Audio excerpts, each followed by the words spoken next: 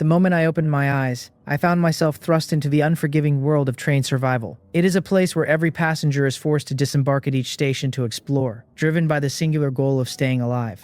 While the lucky few might stumble upon rare treasures, the unlucky ones often pay for their curiosity with their lives, proving that opportunity and danger truly walk hand in hand here. To survive, one must gather supplies and upgrade their carriage, eventually building a personalized train world of their own. However, I entered this game with an advantage no one else possesses, a one-of-a-kind ascension ability. Anything I hold in my hands can be evolved to its utmost potential, turning the mundane into the extraordinary. A crude dagger can be refined into an enchanted sharp blade and eventually become the eternal cutter. Even a simple white forest fruit tree can be elevated into a blessed tree, and finally, into Venus's golden fruit tree. Even a common beehive is not exempt, as I can transform it into a giant wasp hive or even a nano-future hive. While the rest of the world is still desperately fighting over a single piece of bread, I continue to grow stronger through this power, leaving everyone else trailing in the dust. I looked around my surroundings and wondered if even the train itself could be subject to this evolution. It seems my intuition was correct, because even before the first station arrived, I had already secured a massive lead. A notification pulsed in my mind, informing me that the ascension was successful and that I had broken a record, which in turn unlocked the Destiny Divergence module. As the conductor, I was told that I may now choose my next station.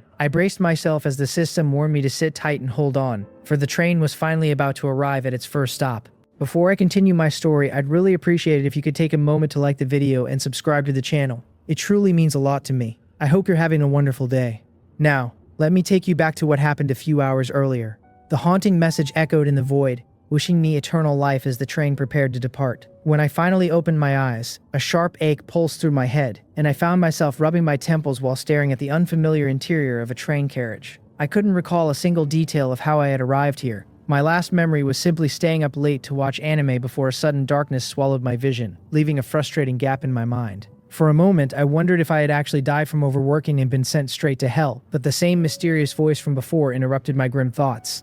The voice announced that all survivors had awakened and began distributing the basic train regulations. I listened closely as the rules were laid out. I was never to abandon my train, and I learned that every 24 hours after departure, we would arrive at a new station. These docks would last for 3 hours, giving us the choice to disembark or stay on board. The goal was to collect resources to upgrade the train and unlock new modules, but the voice was clear about one thing. I was not to leave the train before reaching a station. The final command was simple and chilling: survive. As the announcement concluded with a strict warning to abide by these rules, I was informed that the first station would arrive in just 1 hour. The length of the message prompted me to reflexively pinch my cheek, and the sharp sting confirmed that this was no dream. As my headache began to fade, I struggled up from the cold floor to survey my surroundings. It was exactly as it appeared, a solitary carriage hurtling through an endless wilderness that streamed past the windows. The only notable feature was an oval-shaped device at the front, topped with a luminous screen that boldly displayed the words Train Control System.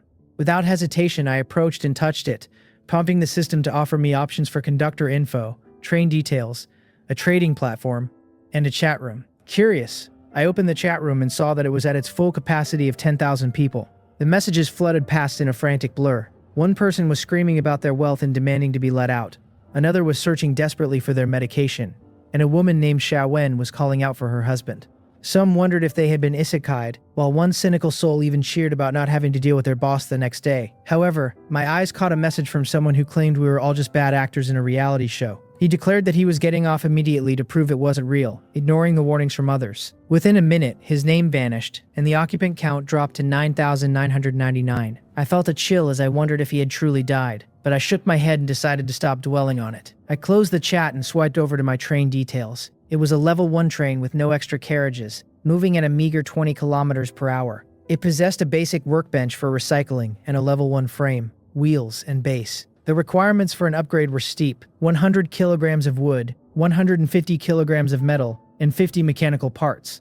The speed caught my attention. If arrival times were fixed at 24-hour intervals, I questioned why speed would matter at all. Furthermore, if 10,000 people were arriving at once, the scale of the station would have to be enormous. I looked out at the wilderness again, struck by a sudden unsettling thought. Perhaps the speed mattered because if I moved too slowly, something might eventually catch up to me. Continuing my inspection, I opened my personal info screen. My name and ID were listed alongside my sanity and stamina stats, both sitting at a full 100. The sanity meter warned of various stages of mental decline, from fatigue to total madness, while stamina was tied to my physical ability to function.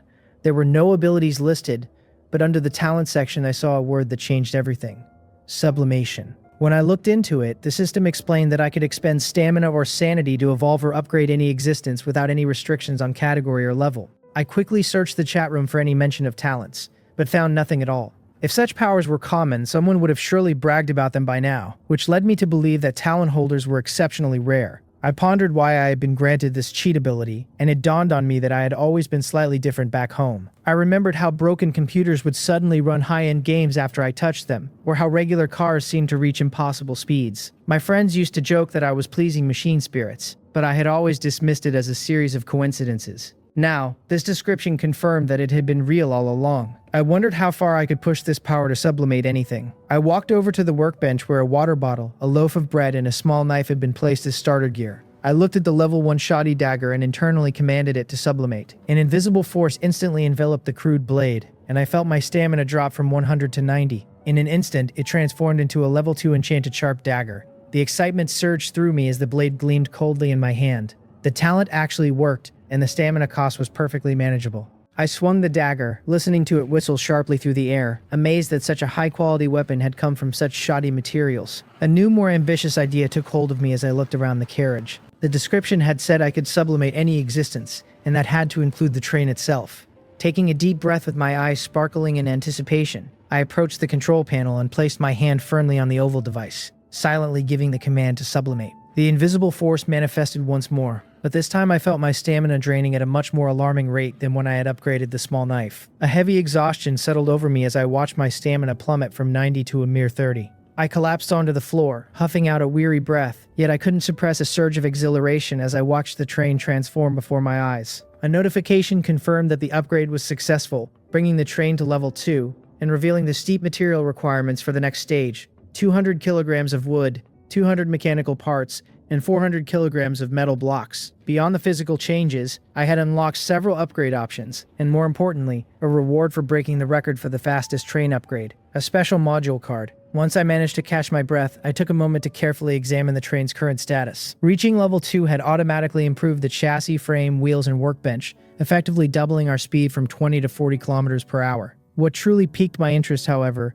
was the sense that I could still sublimate this train further. Unlike the knife, which felt as though it had nearly exhausted its potential, the train's ceiling seemed much higher. I knew my current reserves wouldn't be enough to push it again immediately unless I tapped into my mental energy. But after remembering the warnings about sanity, I decided to temporarily shelve that dangerous idea. Instead, I turned my attention to the new upgrade options and the special module card. The level 2 upgrade menu offered 4 blueprints: a basic carriage for free, a water tank for 1 coin, a burst acceleration device for 5, and the ability to extend docking time for 2 coins. I frowned slightly, realizing that these train coins must be the local currency. Since I didn't have a single one, I worried that I might be forced into the free option and lose out on the others.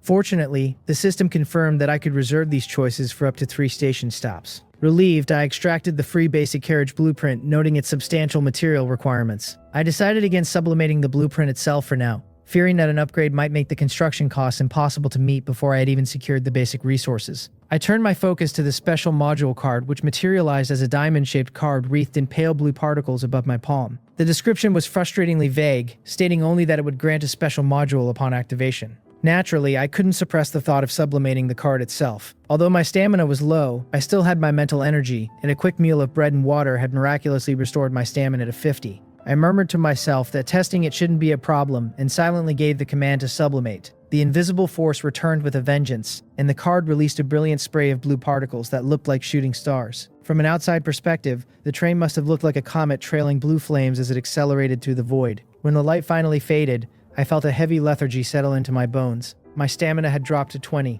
and my mental energy sat at 60, triggering a mental fatigue status. Despite the high cost of 70 total points, the result was worth it. The special module card had evolved into an exclusive module card. I lay on the floor examining the card, wondering what mental fatigue actually entailed, since I didn't feel particularly different. Perhaps my physical exhaustion was simply masking the mental strain. I offered a quick scattered prayer to every deity I could think of, from the ancients to the God Emperor, before finally activating the card. Azure light enveloped me as the system congratulated me on obtaining a unique conductor module called the Crossroads of Fate. Its effect was simple yet profound. My path would always present a second choice, and different choices would lead to different destinies. Before I could dive deeper into the details, the train's PA system crackled to life, announcing our imminent arrival at the first station. I was shocked to realize an entire hour had already passed without me noticing. With only 1 minute left, a second interface appeared, courtesy of my new module. I was presented with two choices: Platform 1, the swampland, or Platform 2, the armory. Recognizing this as the power of my exclusive module, I didn't hesitate. I chose the armory, reasoning that while others might be looking for food, nothing would provide more security in this world than weapons. As soon as I made my selection, the space ahead of the train distorted violently, resembling the open maw of a great beast. The train whistle shrieked as we plunged through the warped reality, and the surroundings transformed completely. We had arrived. The docking countdown began at 3 hours, and to my immense relief, the system reported that no hazards were detected at the station. The train gradually slowed to a crawl, the rhythmic clatter of the tracks fading into a heavy silence as I arrived at my first stop. Standing before the sealed door, I took a deep breath to steady my nerves, tightening my grip on my sublimated dagger before pressing the release button. Outside, the world was draped in an oppressive pitch-black void. Yet strangely, a massive building the size of a matchbox stood clearly in my line of sight. Looking up, I realized there was no sun in the sky, yet the road beneath me and the structure ahead were perfectly visible. It struck me then that space traversal is truly an incredible power. It certainly explained why all the trains shared the same arrival times despite the distances. I stepped off the train, reaching the entrance in fewer than 10 steps. The massive doors were shut tight, but I managed to pry a gap open with my dagger. As the heavy leaf swung wide, a wave of rotten stench hit me square in the face. I walked inside to find rows of neatly arranged wooden crates, the clear source of the decaying odor. Using my blade, I pried the rusted iron locks off the nearest crate. Inside, 2 bolt-action rifles lay half-buried in wood shavings. The system identified them as low-level marksman rifles, each equipped with 20 low-grade bullets. 2 guns and 40 rounds in just 1 crate. This was good stuff. I spent the next hour opening several crates in a row and hauling the loot back to the train. After several trips, the adrenaline-fueled strength I'd been running on began to hit its limit. My stamina had dropped to 15 points. The repeated use of sublimation had already pushed my physical boundaries, though my excitement had somehow allowed my spirit to recover to 70. With 3 hours of docking time and no energy replenishment, I realized I wouldn't have much strength left to move supplies if I didn't pace myself. After resting, I shifted from heavy lifting to exploration. In a side room, I spotted several sealed iron boxes on a shelf that reminded me of military supply videos I'd seen back home. The markings on the surface were blurred, but I felt a surge of nervous anticipation as I swallowed hard and pried one open. Inside were neatly arranged blocks of compressed biscuits, looking like bars of gold, and emitting a faint milky aroma mixed with a fermented tang. Regardless of expiration dates, I stuffed one into my mouth immediately. It was exactly what I needed, though I quickly realized I'd need water. These things quench hunger but leave you parched. I found 4 barrels of these rations, 80 biscuits in total, enough to sustain a man for half a month.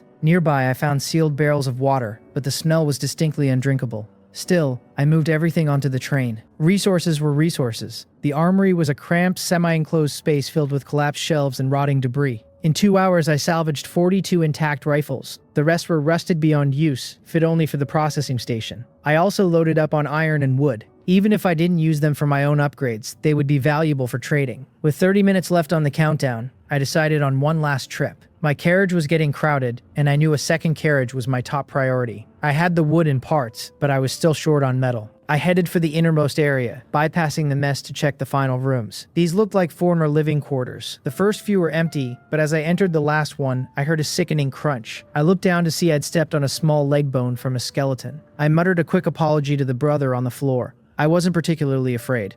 Even as a kid, horror movies amused me, and I'd never been fazed by the sight of the deceased. As I withdrew my foot, I noticed a dust-covered paper document bag beneath the remains.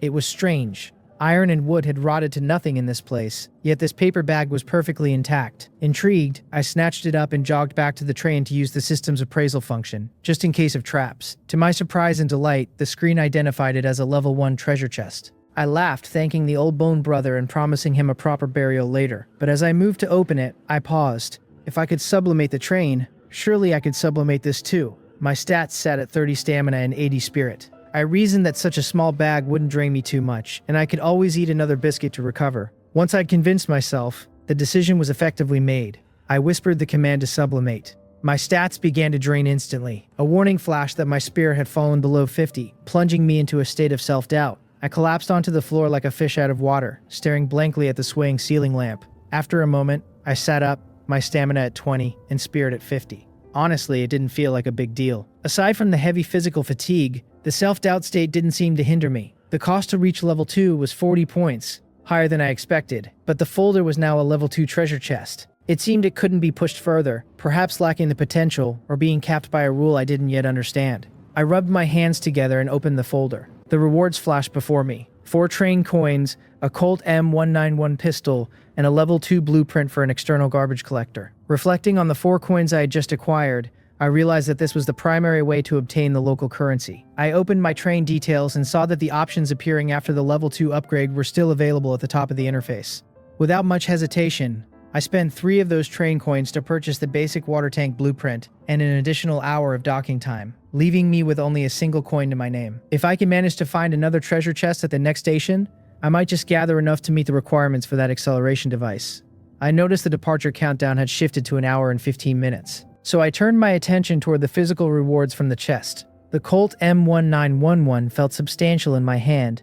Compared to the mass-produced firearms I had salvaged from the armory, its craftsmanship was so refined it could be considered a work of art. I quickly deduced that the firearms in this world likely shared a universal bullet type, so I loaded a magazine with low-grade ammunition to test it out. Aiming at a wooden box outside the carriage, I pulled the trigger and watched as the crate instantly shattered into splinters. The sheer power of the shot took me by surprise, and I rubbed my slightly sore palm where the recoil had bitten into the webbing of my hand. Although this handgun used the same bullets as the ones from the armory, it was clearly twice as powerful. The thought of what it might become if I sublimated it crossed my mind, but I quickly shook my head to dismiss the dangerous idea. Now was not the time for such gambles, especially since my physical and mental reserves were hovering near their limits. It would be far wiser to wait until I had recovered. After putting the pistol away, I used the control system to examine the 2 blueprints I had acquired. The basic water tank would allow me to store water and prevent it from spoiling for 10 days, requiring only 10 kilograms of metal and 20 mechanical parts. The external garbage collector was even more intriguing, as it would automatically gather and store trash from the platforms before departure. It required 30 kilograms of metal and 100 mechanical parts, with an optional modification for an additional 300 parts that would allow the workbench to automatically recycle the waste into usable materials. Looking at my current inventory of 210 kilograms of wood, 60 kilograms of metal, and 220 mechanical parts, I muttered to myself that I could afford to build both. However, doing so would mean putting my first additional carriage on hold for the time being. I decided not to rush, as the extra docking time I purchased allowed me the luxury of a proper rest. When the countdown entered its final hour, I opened the trading platform to scout the market. The rules were peculiar. While conductors could only list items for sale after leaving a station, those of us still docked were free to purchase anything already available. This seemed like a transparent attempt to prevent station-to-station supply transfers, yet it did nothing to stop private trades or purchases by those currently docked. It felt like a glaring loophole, one that made me wonder if the entity behind train survival was subtly hinting that we could ignore the rules to a certain extent. I focused my efforts on trading for metal, scanning my pile of low-grade rifles and compressed biscuits. In a world like this, security and food were the ultimate commodities. However, as I refreshed the platform, I found that while some had posted metal, the quantities were tiny and the prices were absurdly inflated. It was clear that most people were just testing the waters rather than looking for fair trades. Turning to the chat room, I saw it scrolling wildly with messages from conductors who had already moved on from their first stops. One person complained about finding nothing but scrap tires at a garbage station, while another lamented arriving at a stinking grassland filled with black mud. When a few people pointed out that black soil could be used to grow vegetables, others mocked the idea, pointing out the lack of space on the train. The conversation shifted when someone posted a blueprint for a basic mechanical fishing rod, sparking a mixture of envy and confusion. It became apparent that many passengers hadn't found any blueprints at all. People quickly began haggling, offering their starting bread and water rations for mechanical parts. It was a desperate scene, with some even offering to trade for half a loaf of bread just to survive. The atmosphere turned sour when the topic of treasure chests came up. Those who hadn't found any grew hostile, demanding that others share their information for the sake of collective survival. Eventually, someone buckled under the pressure and posted a screenshot showing they had opened a level 1 treasure chest to find 2 train coins, a healing salve, and a blueprint for an aluminum insulation pad. Based on the progression of the rewards, I calculated that if a level 1 treasure chest contains 2 train coins and level 2 contains 4, then a level 3 chest should logically yield 6. Compared to my level 2 haul, the rewards from the first level seemed considerably meager, though I knew that medicine was a precious commodity in this world, and any amount of coins was a step forward. Suddenly, a message in the public chat caught my eye. A user named Li Xiaosheng was asking if anyone wanted metal, stating he had some available for trade and was giving priority to weapons. The fact that he was prioritizing armaments over food suggested he didn't lack basic survival capabilities. I preferred dealing with capable individuals rather than those who couldn't even fill their own stomachs yet, so I decided to reach out to him. A line of text soon appeared in our private chat as Li Xiaosheng asked if I was looking to trade for metal. I countered by asking how much he had, to which he cautiously asked how much I needed. It was clear he was being guarded, but his response confirmed he possessed a substantial amount. When I asked if he could produce 150 kilograms of metal, the chat went silent. I could imagine him staring at the message in disbelief. That was enough for a full level 1 train upgrade, and he likely wondered how I had already gathered the necessary wood and mechanical parts, or what gave me the confidence to make such a massive purchase. After a moment of hesitation, he replied that he could provide it, but questioned what I had to trade, noting that the starter dagger would only fetch him 10 kilograms. I simply asked how he felt about a rifle. Using the system's photo function, I sent him a picture of one of the average low-grade rifles I had salvaged. I offered him 1 gun and 20 bullets in exchange for his 150 kilograms of metal. His shock was immediate. He accused me of robbery, claiming that even a gun wasn't worth such a steep price. I remained unfazed as I played with a bullet, knowing full well that as the only person selling firearms, I held all the cards. I told him the price wasn't expensive at all, reminding him of the sheer value of a gun and the unknown dangers awaiting us at the next station. Having a firearm would significantly improve his chances of survival, and he knew I was right. He had obtained over 300 kilograms of metal and a treasure chest at his first stop, which likely made him feel like the luckiest person alive. But that pride clearly paled in comparison to the weapon in my hands. When he tried to lower the price to 100 kilograms, I stroked my chin and narrowed my eyes. He had revealed his hand by showing how much he wanted the gun, so I refused to budge. I told him he could take the deal or I would simply find someone else who was more eager. He gritted his teeth and asked for time to think, but I gave him only 10 seconds, claiming I was busy. He had no way of knowing I was still at the first station, or that I was focused on building a carriage rather than a simple engine upgrade. Finally, he hardened his resolve and agreed to the trade. He asked why I needed so much metal and if I had blueprints to mass produce these guns, clarifying that he wasn't trying to steal my secrets but wanted to know if we could trade again in the future. He boasted that he was confident he could reach level 2 within 3 stops, and offered to promote my weapons once he became known as a top-tier conductor. I found his confidence amusing. If he considered reaching level 2 in 3 stops to be strong, I wondered what he would think of me reaching it before even entering the first station. I decided to humor his delusions of grandeur and simply told him to proceed with the trade. I was curious to see how the system handled transactions. Following the prompts, I placed the rifle and bullets on an empty spot, and a virtual glow instantly swapped them for neatly stacked metal ingots. It was an incredibly convenient and interesting process, moderated by the system's impartial arbitration. With my new resources secured, I placed the basic carriage blueprint on the processing station. A translucent screen appeared, confirming the materials were ready. When I selected the option to construct, the wood, metal, and mechanical parts vanished, reassembling through a mysterious force at the rear of the train. The new carriage descended smoothly onto the tracks and connected to the locomotive with a satisfying click. The system notified me that construction was complete and mentioned that I could further modify it with glass and fiber. For now, it was a spacious, empty shell about 10 meters long, roomy, bright, and exactly what I needed. It lacked glass in the window frames and had no external door, requiring entry through the rear of the locomotive, but it felt right. A train shouldn't just be an engine, after all. I nodded in satisfaction and checked my stats. Deciding my stamina and mental energy were too low for further sublimation, I began moving my supplies from the locomotive into the new carriage. I still had 40 minutes left on the countdown, plenty of time to return to the armory and gather whatever remained. My current stats sat at a weary 21 for stamina and 59 for mental energy, leaving me in an official status of exhausted. Inside the train, I lay motionless on the floor like a salted fish that had lost all hope of moving again. During these final moments, I had drained my last reserves of strength, making 2 final round trips to the armory. But I hadn't forgotten my earlier promise. Despite the physical strain of hauling materials, I managed to use a shovel to dig a grave for those skeletal remains, and even erected an unmarked tombstone as a final gesture of respect. That marked the conclusion of my harvest at this station. As the departure countdown finally reached 0, the previously stationary train began to groan and slowly lurch forward. Ahead of the locomotive, those familiar spatial distortions reappeared, and the train steadily accelerated through the boundary, returning once more to the endless expanse of the desolate wasteland. Simultaneously, the train's broadcast system crackled to life. It announced that all conductors had left the platform and offered a hollow congratulations to the 9,892 individuals who had successfully departed from the first novice station.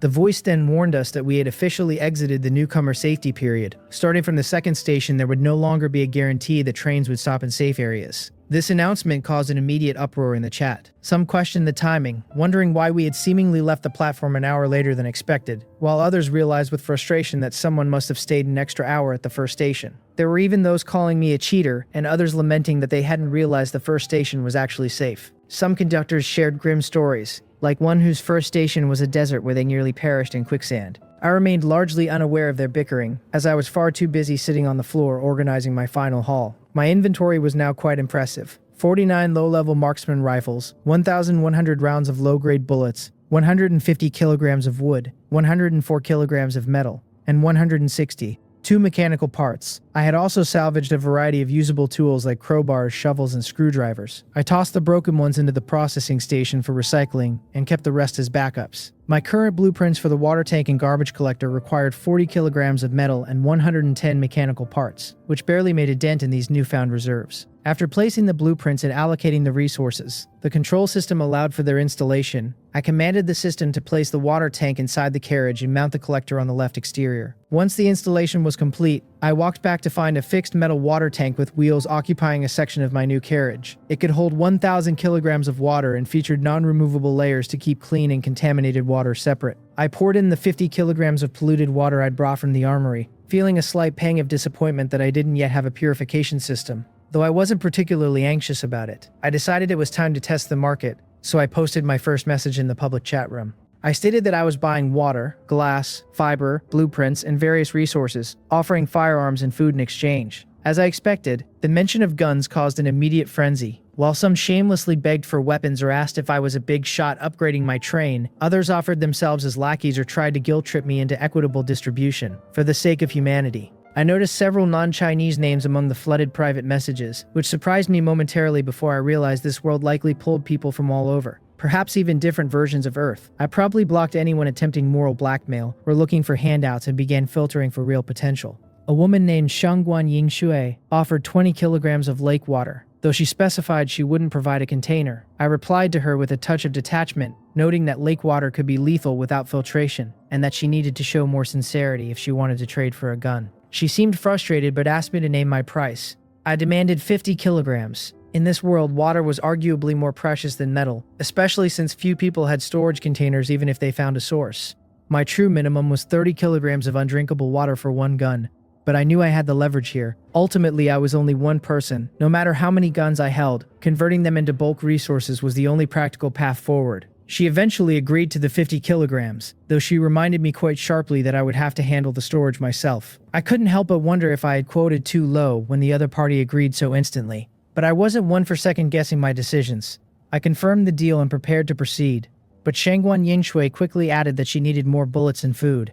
It made me curious. Where was this woman getting so much water? Having large quantities wasn't necessarily shocking. She had mentioned it was lake water, so her first stop likely bordered a lake. But what truly puzzled me was how she was storing it. Until the 3-hour docking period at the first station ended, both the trading platform and the chat room were supposedly restricted. Had she found containers, or built them from blueprints like I had? I didn't ask. In this world, everyone had their secrets. I set my prices clearly. 5 low-grade bullets per kilogram of water, no container required on her end. For food, I offered military compressed biscuits at a rate of 1 biscuit for 5 kilograms of water. She agreed immediately, requesting 100 bullets and 3 biscuits. Combined with the previous rifle and its ammunition, that brought the total to 85 kilograms of lake water. When she asked if I had enough containers or if I needed to buy some from her, I told her it wasn't necessary and initiated the trade. The trading point materialized directly above my water tank. As the firearms and bullets vanished, 85 kilograms of water manifested out of thin air, cascading into the reservoir. Between this and my previous trades,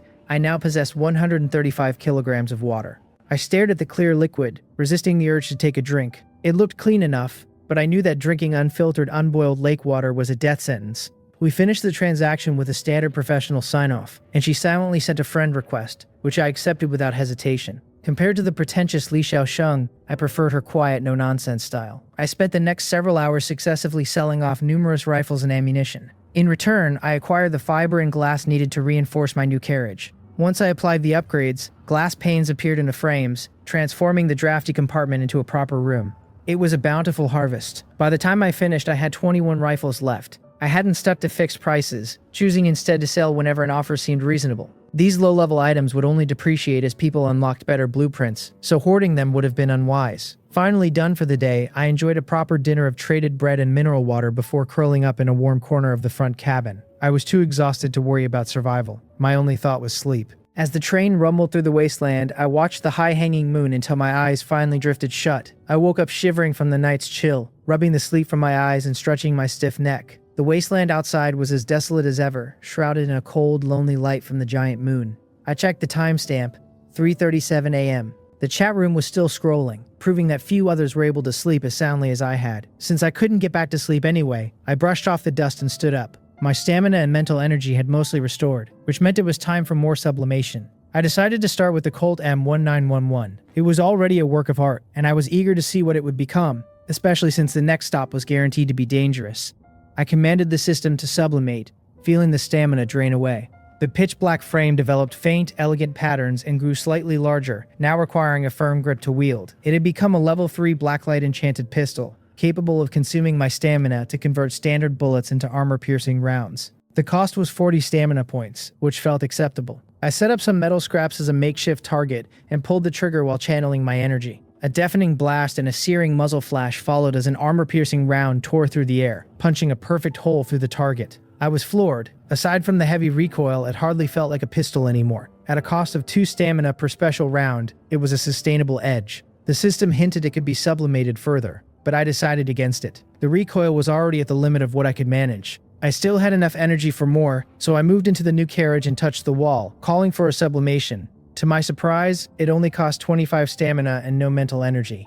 The space transformed into a level 2 cozy train carriage, imbued with enchanted warmth that maintained a constant 22 degrees Celsius interior regardless of the weather outside. No more waking up freezing for me. Satisfied, I retrieved a traded blanket and spread it on the floor. The stamina loss was the perfect cure for insomnia, and I knew I needed to conserve my energy for the second stop tomorrow. That night, while others stayed awake shivering in the biting wind, I slept in total comfort. I woke up at 10:27 a.m. and stretched my stiff limbs. I estimated that since we entered the first station at 1 p.m. yesterday, we would likely arrive at the next one around the same time today, though I wondered if my 1-hour delay would push my arrival back. When I stepped out of the warm carriage and returned to the locomotive, the temperature drop was jarring. My control panel was flooded with messages. As the unsafe second station approached, the value of my firearms was skyrocketing. One message from a user named Lu Zhu caught my eye. He asked if blueprints could be used for trading. Until now, no one had been willing to part with a blueprint, as they were essentially infinite production machines. I asked what he had, and he sent over a screenshot of a level 1 train seat blueprint.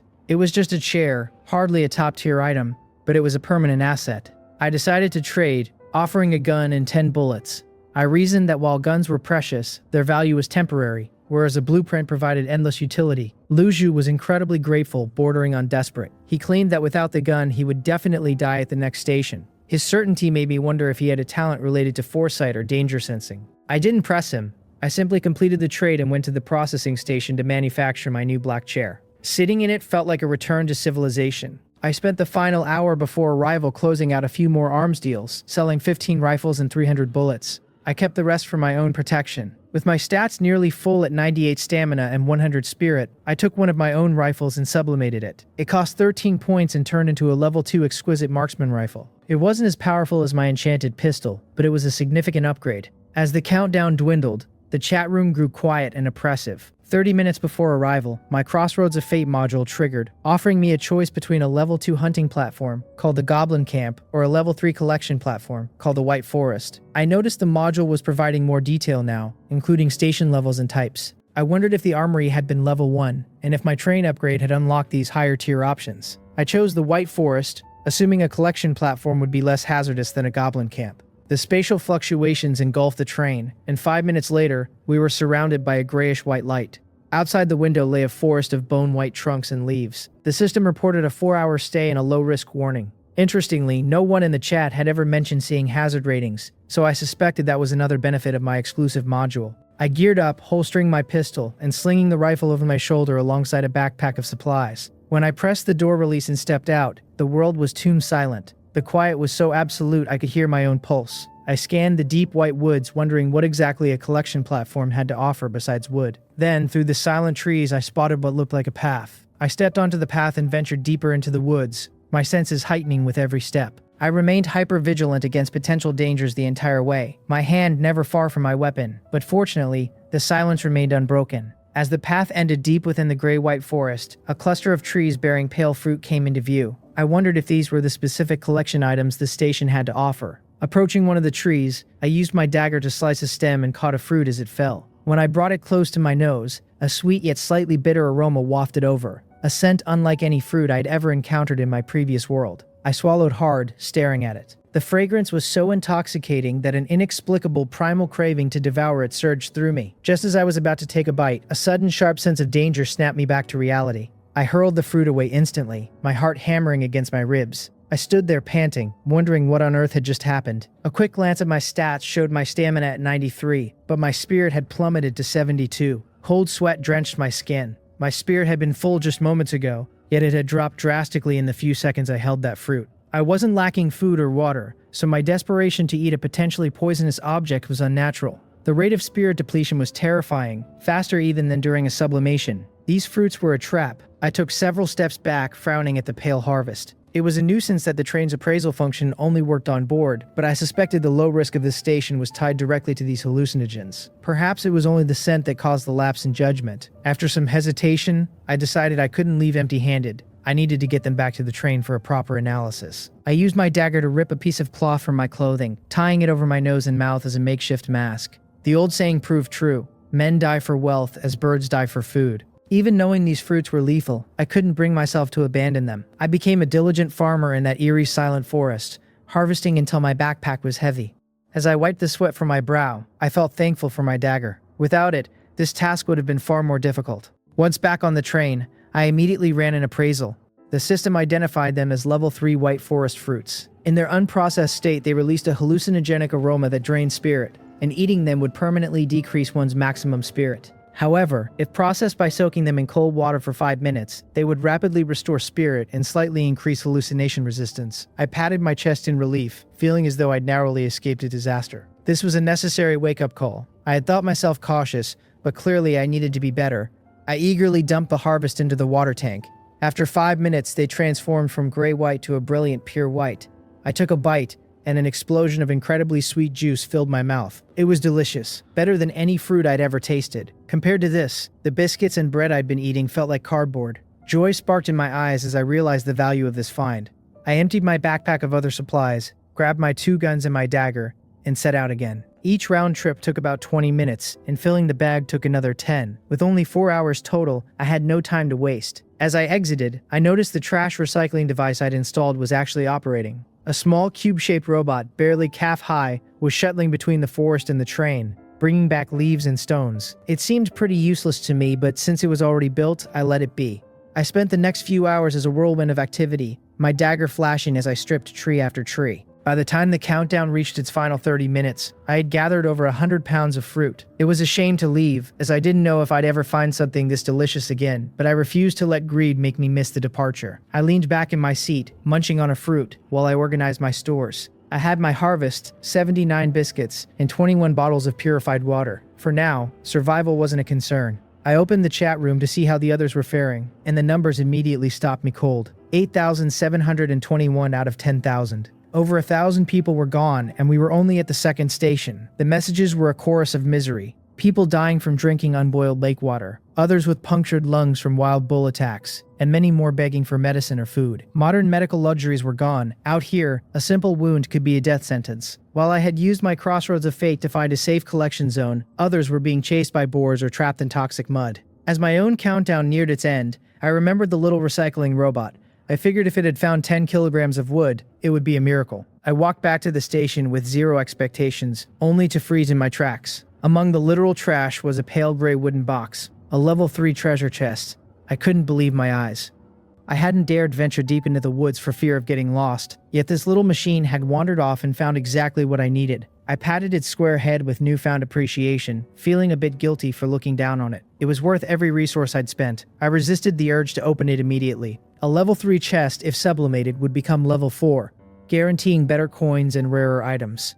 My stats were at 45 stamina and 92 mental energy. I gave the command to sublimate, feeling the familiar drain pull at my very soul. When it was over, I was physically spent but mentally soaring. With a creak, I opened the level 4 treasure chest. The rewards were staggering. 8 train coins, an external alert tower system, white forest fruit seeds, a gray-white paint scheme, and an advanced ceramic bulletproof vest. I marveled at the loot, knowing how envious the chat would be if they knew, though I kept the success to myself. Bragging only breeds enemies. I noticed that I couldn't sublimate these new items further. The cost was simply beyond my current total capacity. It seemed level 4 was a major threshold. I immediately installed the alert tower atop the locomotive. It was a sophisticated piece of tech that could equip ranged weapons and provide automated defense within 100 meters, even seeing through invisibility. I equipped 5 of my remaining rifles to it, feeling a massive surge in my sense of security. As for the seeds, they required special white forest soil and 30 days to mature, consuming half a kilogram of fresh water daily. It was a steep price, but I was one of the few who could afford it. In the final 3 minutes before departure, I scrambled to fill several crates with the gray soil the seeds required. I also processed the trash the robot had gathered, gaining some wood and white pigments from the leaves and stones. As the train began to move, I watched the white forest recede into the distance. I was back in the wilderness, but I was stronger than before. I stretched leisurely and noticed my private messages blinking. There was only one person on my friend list. It was Shangguan Yingshui, asking if I still needed water. I typed out a message to her, making my position clear from the start.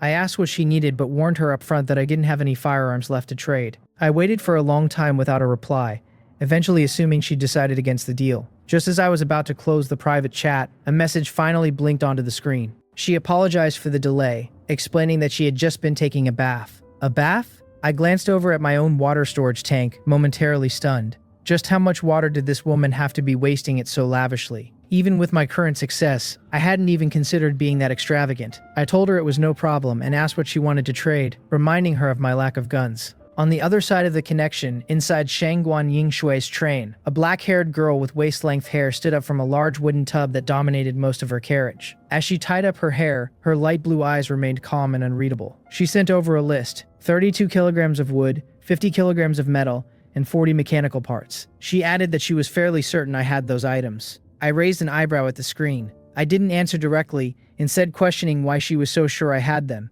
And even if I did, why I wouldn't just use them for my own train upgrades. She replied that she simply hated trouble. She'd gathered some materials herself, but dealing with too many people took more time than she liked. She'd calculated that I was likely the only one capable of providing bulk materials right now. After all, I'd sold over 20 rifles, and aside from food and water, I had to be receiving materials in exchange. She was right, though she didn't know the half of it. I'd actually sold over 40. I had the resources she wanted, but trading them for mere water didn't interest me anymore. My reserves were sufficient for the moment, and I'd even seen people in the chat room discussing how to boil lake water to make it safe. It wasn't a method I wanted to rely on unless I was desperate, but it made raw water less valuable. Shangguan Yingshui remained silent for a while as she dried herself, then sent a screenshot that immediately changed my mind. It was a level 1 water purification device, capable of filtering wastewater at a rate of 1 kilogram per hour. I rubbed my eyes, staring at the image. Something like this actually existed? It explained her lavish bathing. She could simply filter and recycle the water. Given her willingness to trade it, I suspected she might even have the blueprint. When I asked her if she did, she didn't confirm or deny it, simply stating that the device should be enough to cover the resources she needed. I suppressed my surprise. Whatever secrets she held, I was lucky enough to be getting the tech. I agreed to the trade, and once the transaction was complete, I found the device could be perfectly installed between my wastewater and clean water tanks. Once activated, the purified water would flow automatically into storage, saving me an immense amount of trouble. Naturally, I called upon sublimation. Since it was a small level 1 item, the energy drain was minimal. It transformed into a level 2 premium water purification device, tripling the output to 3 kilograms per hour and adding the ability to purify non-freshwater sources, like seawater. Feeling a surge of goodwill, I sent her another message, asking if she could upgrade her train and if she'd be willing to share what the upgrade options looked like. I was curious to see if her choices matched mine. She hesitated but eventually sent a screenshot of her level 2 options. She had the basic carriage and the extended stop time, which were identical to mine, but her random options were a welding tool set and a wooden bed blueprint. It confirmed my theory. The carriage and time extension were fixed, while the others were random and varied in quality. Her options were noticeably inferior to the ones I'd been offered. As I was nodding in understanding, she asked if I had any train coins. I told her I didn't, and when she followed up by asking if I still wanted to buy more water, my mouth twitched. Knowing she was recycling her bath water, the idea of buying more from her felt unappealing. I declined, and the chat ended. I knew she wanted the coins to buy her own options, but I barely had enough for myself. I still had one critical choice left to make: the train burst acceleration device blueprint. It cost 5 train coins, an amount most people would take several stations to accumulate, but I had more than enough. I finalized the purchase, leaving me with 4 coins. The device required 50 kilograms of metal and 200 mechanical parts to build, and it would allow me to produce acceleration bullets that could triple the train's speed for 10 minutes. It was expensive, but undoubtedly worth the cost. The trading platform was becoming more diverse after the second station, but food and water remained the most desperate needs for the majority. Those barrels of compressed biscuits I'd looked down on were suddenly looking like a gold mine. I shook my head, glancing at the resources I'd finally managed to scrape together. It had taken 7 biscuits and a fair amount of effort to pry those mechanical parts from others. Now I understood why Shangguan Yingxue hated trading. Haggling with people and constantly adjusting prices over mere scraps of food was an exhausting waste of time. I fed the materials into the processing station, and the blueprint for the acceleration device began to emit a deep sapphire glow. Before my eyes, metal and machinery fused, coalescing into a complex mechanical heart. The system noted that the train burst acceleration device could only be installed on the main body, near the control system. Once integrated, it would produce acceleration bullets, limited to 3 uses per day. My heart sank slightly when I saw the cost. 1 kilogram of metal, 20 mechanical parts, and 1 train coin per bullet. Even the ammunition required currency. I wondered what a little sublimation would do to it. With my stamina at 55 and spirit at 70 after a few white forest fruits, I figured I had enough for 1 attempt. I poured 30 stamina and 40 spirit into the device, watching it transform into the red triple-speed train acceleration device. The maximum capacity increased to 5 bullets per day, though the potential for further sublimation was now exhausted. Following the system's prompt, I placed it near the control panel. A silvery light swallowed the device, and a sleek black loading port materialized on the console. It was a pricey investment. I spent 2 of my remaining coins to produce 2 silvery shells, each as thick as a baby's arm. I winced at the expense as I tucked my last 2 coins away. I was tempted to test the speed, but I wasn't feeling quite that extravagant yet. It was time to rest. As I drifted off, I couldn't help but wonder if the low spirit side effects were just empty threats. I hadn't felt a thing. When I finally woke, both my stamina and spirit were back to a full 100. I stretched in the warmth of the climate-controlled carriage, washing my face while humming a quiet tune. Walking to the back, I checked on the seed I'd buried in the ashen soil. It was unchanged, so I decided to see if sublimation could jumpstart its growth. It cost me 30 stamina points, but the result was a blessed white forest fruit seed. The growth cycle plummeted from 30 days to just 9 to sprout, 3 to mature. Better yet, it would produce 1 blessed fruit daily once ripe. I buried it back in the dirt and gave it some water, feeling quite satisfied. On my way back to the front, I stopped by the garbage recycling robot. I promised to upgrade the little guy, after all. I crouched down and knocked on its oversized matchbox head, calling for a sublimation. Strangely, the stamina I funneled into it simply vanished with no effect. Frowning at the first failure I'd encountered, I tried again, this time using spirit. At the cost of 40 spirit points, a familiar radiance enveloped the machine. It emerged as the GT-1 automatic treasure hunting robot. Its purpose was clear. It would automatically leave the train at stations to locate treasure chests, mapping out the ones it couldn't carry back. It would cost 1 train coin per use, and would forcibly return before the train departed. Camera-like eyes emerged from the box, rotating a full 360 degrees before locking onto my face to confirm my ID. It asked for a name, and I couldn't help but think of an old-world movie character.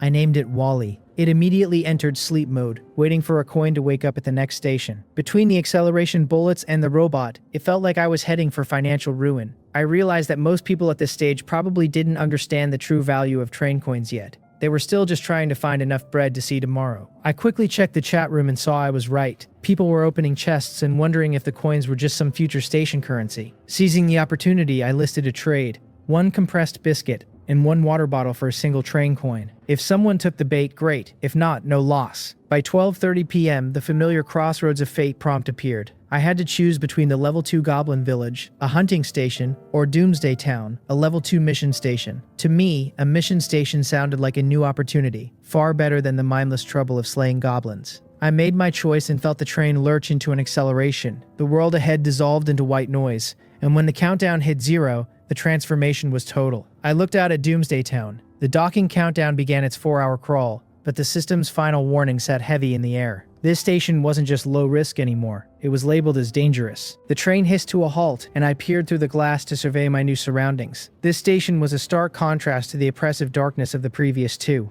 Instead, a harsh sun hung high in the sky, casting a brilliant but unforgiving light over the landscape. The view was haunting. Deep red stains marred the asphalt of the streets, and rows of rusted abandoned cars choked the thoroughfares. Doomsday Town. The name was fitting.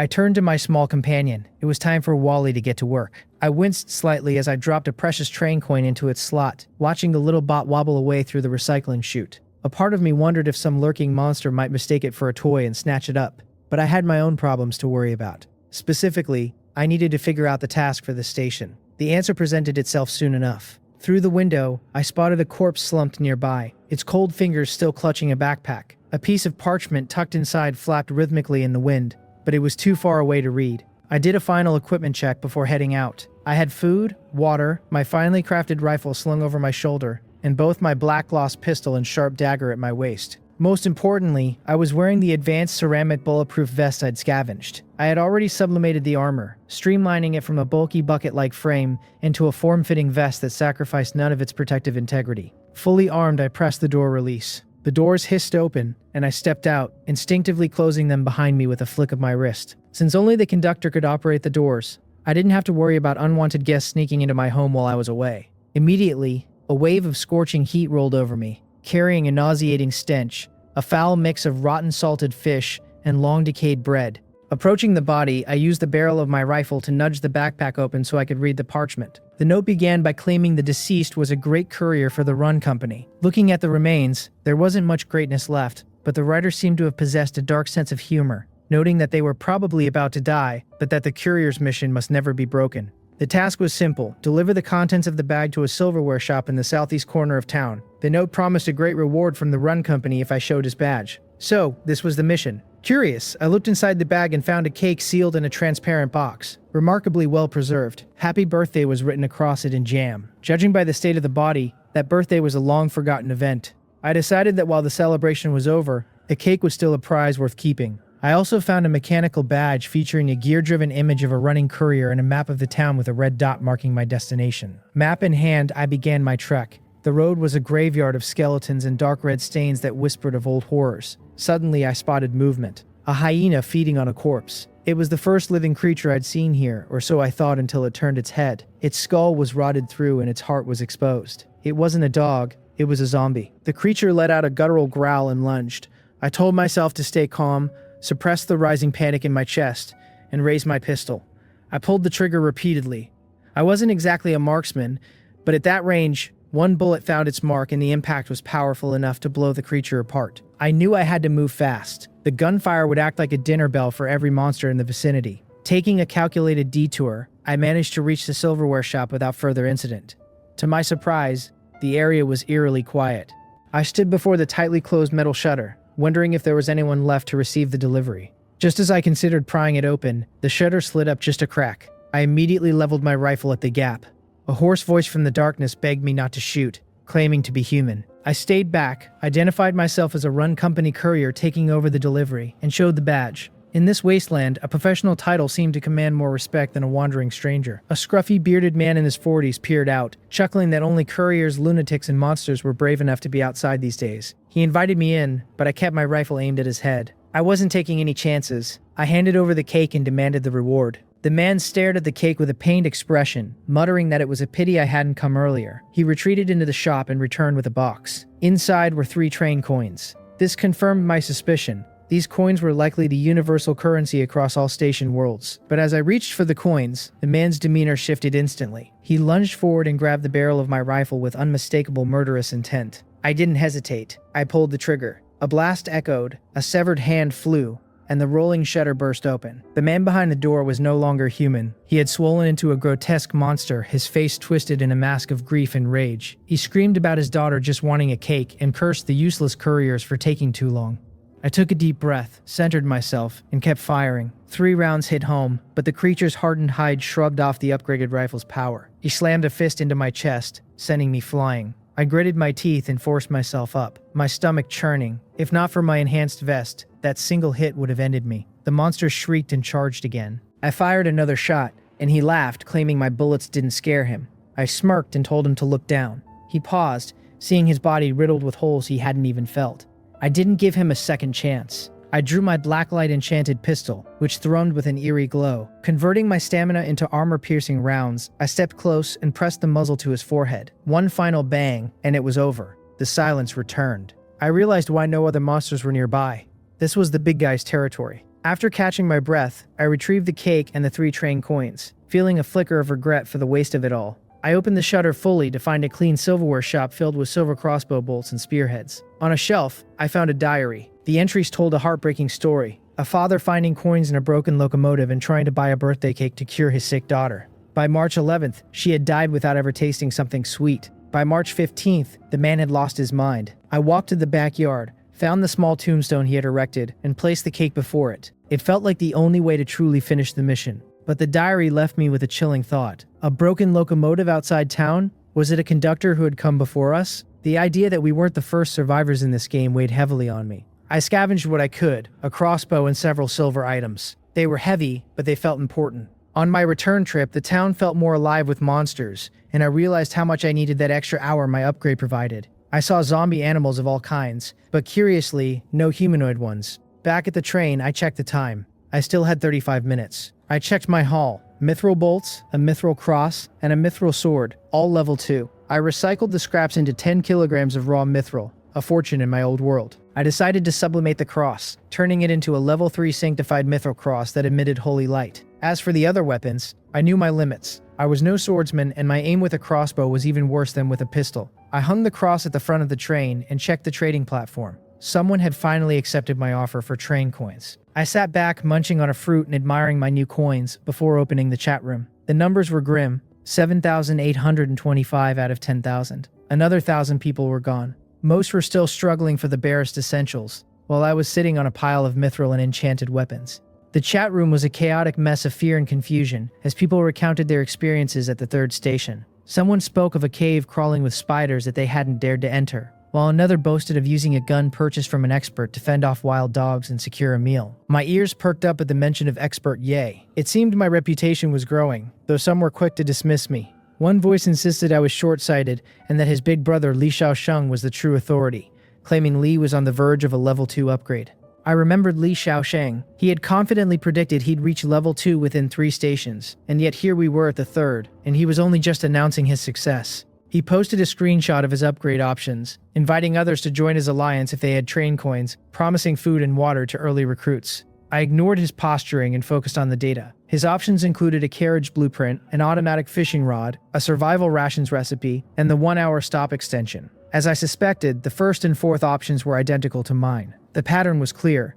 While the rations were useless to me, the fishing rod was an interesting prospect for future water-based stations, though I felt no need to rush into buying it. With the Crossroads of Fate module, I'd have a 30-minute head start on information anyway. It was time to consider another train sublimation. I had been holding off to recover my stamina and accumulate more train coins. Between the silverware shop's bounty and my previous holdings, I had 4 coins. If Wally found a chest here, I'd be in an even stronger position. Just as I prepared to begin, the rhythmic clanking of treads outside caught my attention. I looked out to see Wally wobbling back through the recycling chute, clutching a candy box stained with dark red marks. The little robot was covered in deep bite marks, clearly the work of something far more vicious than a normal animal. I followed its trail with my eyes and saw dozens of zombie dogs circling the train, followed by lumbering, mutated humanoids similar to the shop owner I'd killed. I gave Wally's metal head a helpless rap, noting that it had led the monsters straight to my door. Still, it had brought back a level 2 treasure chest, so I couldn't be too angry. I picked up the box, completely unconcerned by the growing horde outside. This was only a level 2 station, and my train was equipped with a level 4 defensive sentry tower. As the monsters crossed the 100-meter perimeter, the red orb atop the tower locked on. Crimson circles painted the ground beneath their feet, and long rifle barrels extended from the shadows. The air filled with the steady crack of gunfire, each shot finding a lethal weak point. In less than 10 seconds, the clearing was littered with corpses.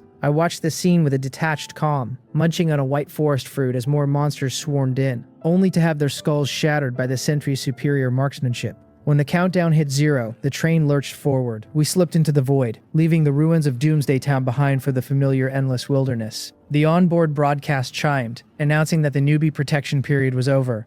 Survival mode was now active, and the voice warned us to be cautious at night. Any train moving slower than 30 kilometers per h would enter a dangerous status. The chat room erupted in a fresh wave of panic, but I was focused on my own notifications. I had achieved an A-grade elimination rating for the station and completed a hidden mission, Town Liberator. My reward was a car exchange ticket. I patted Wally's head, realizing I would have missed this entirely without the little bot's mistake. I decided to sublimate the ticket first, transforming it into a special car exchange prize ticket for a level 2 special car. Upon activation, a basic storage car descended from the sky and locked onto my train. It was exactly what I needed, 48 units that could store unlimited quantities of items, finally clearing the clutter from my living quarters. But I wasn't done. I moved to the end of the new car and initiated another sublimation to push it to level 3. The cost was heavy, 25 stamina and 25 mental energy, plunging me back into exhaustion. However, the result was a storage unit car that not only prevented items from decaying, but offered 3 special units accessible from anywhere. It was essentially a portable inventory. I tested it by placing fruits into a unit and successfully manifesting one in my hand back in the locomotive.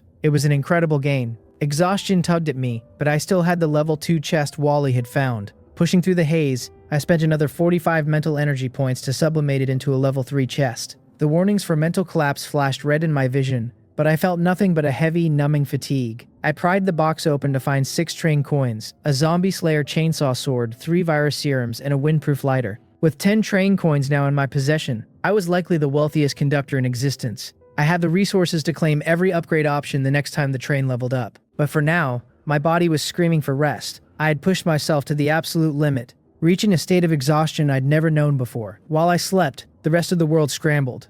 Conductors were desperately trading for metal and parts to upgrade their wheels just to hit the 30 km/h safety threshold, even if it meant sabotaging their long-term progress. Meanwhile, Li Xiaosheng sat in his carriage with a darkened expression. He had a resource radar ability that let him pinpoint materials, yet somehow, someone was still faster than him. The sharp, rhythmic cracks of gunfire suddenly tore through the silence of the wilderness. So noisy, I forced my leaden eyelids open and instinctively glanced out the window, only to feel my heart skip a beat. Dozens of glowing crimson eyes were cutting through the pitch-black night, relentlessly chasing the train. The sheer terror of the sight snapped me wide awake in an instant. I scrambled to the front of the locomotive, finding that my automated alert system had already hummed to life, its red sensors swiveling. I suddenly recalled the grim announcement that followed the third station. This had to be the nighttime danger they warned us about. The system identified the pursuers as level 1 Blood Moon wolves, noting their chasing speed at 25 km/h. Upon seeing that, I felt the tension in my chest loosen slightly. As long as the train maintained a speed above 30 km/h, I wasn't technically in danger of being overtaken. And since my level 2 train cruised at 40 km/h, these beasts had no real hope of catching me. I splashed some freezing water on my face, letting the biting wind from the vents clear the last of the fog from my brain. It was 1:44 a.m., and any lingering sleepiness was gone. I opened the chat room to check on the others, but as I saw the numbers, my pupils contracted in shock. 4,130 out of 10,000. I vaguely remembered the count being around 7 or 8,000 earlier that day. That meant over 4,000 people had been slaughtered in the wilderness while I slept, and the number was still ticking down. A chill that had nothing to do with the weather ran down my spine. The nighttime was far deadlier than the stations. Anyone who hadn't managed to upgrade their speed was essentially served up as prey. Only those who survived this night of terror could truly call themselves survivors, and it was clear that the days of hiding inside the train were over. To live, we had to explore, harvest, and upgrade, or die. A notification blinked in my private chat. It was Shangguan Yingshui, asking if I was still alive. I told her I'd just woken up and asked if she wanted to trade. She was looking for bullets, but I had to turn her down. Between the third station massacre and the alert tower's active defense, I'd burned through over 70 rounds. I only had about 300 left, and I couldn't risk selling my own security. She asked if I had a bullet blueprint, and when I told her I didn't, she offered a characteristically decisive goodbye. Our exchange was refreshingly simple. I sat back and checked my personal stats, noticing something impossible. My spirit had recovered to 110. I rubbed my eyes and even pinched myself to make sure I wasn't dreaming, but the sting was real. My spirit cap had actually increased. I couldn't recall doing anything special before bed other than total exhaustion, but I pushed the confusion aside for now. An increased cap was a gift, and I wasn't going to question it. It was time. Having cleared 3 stations, the train was ready for its next sublimation. I touched the control panel and felt the floodgates open as my stamina and spirit began to drain rapidly. While the first upgrade was cheap, this one was a massive draw.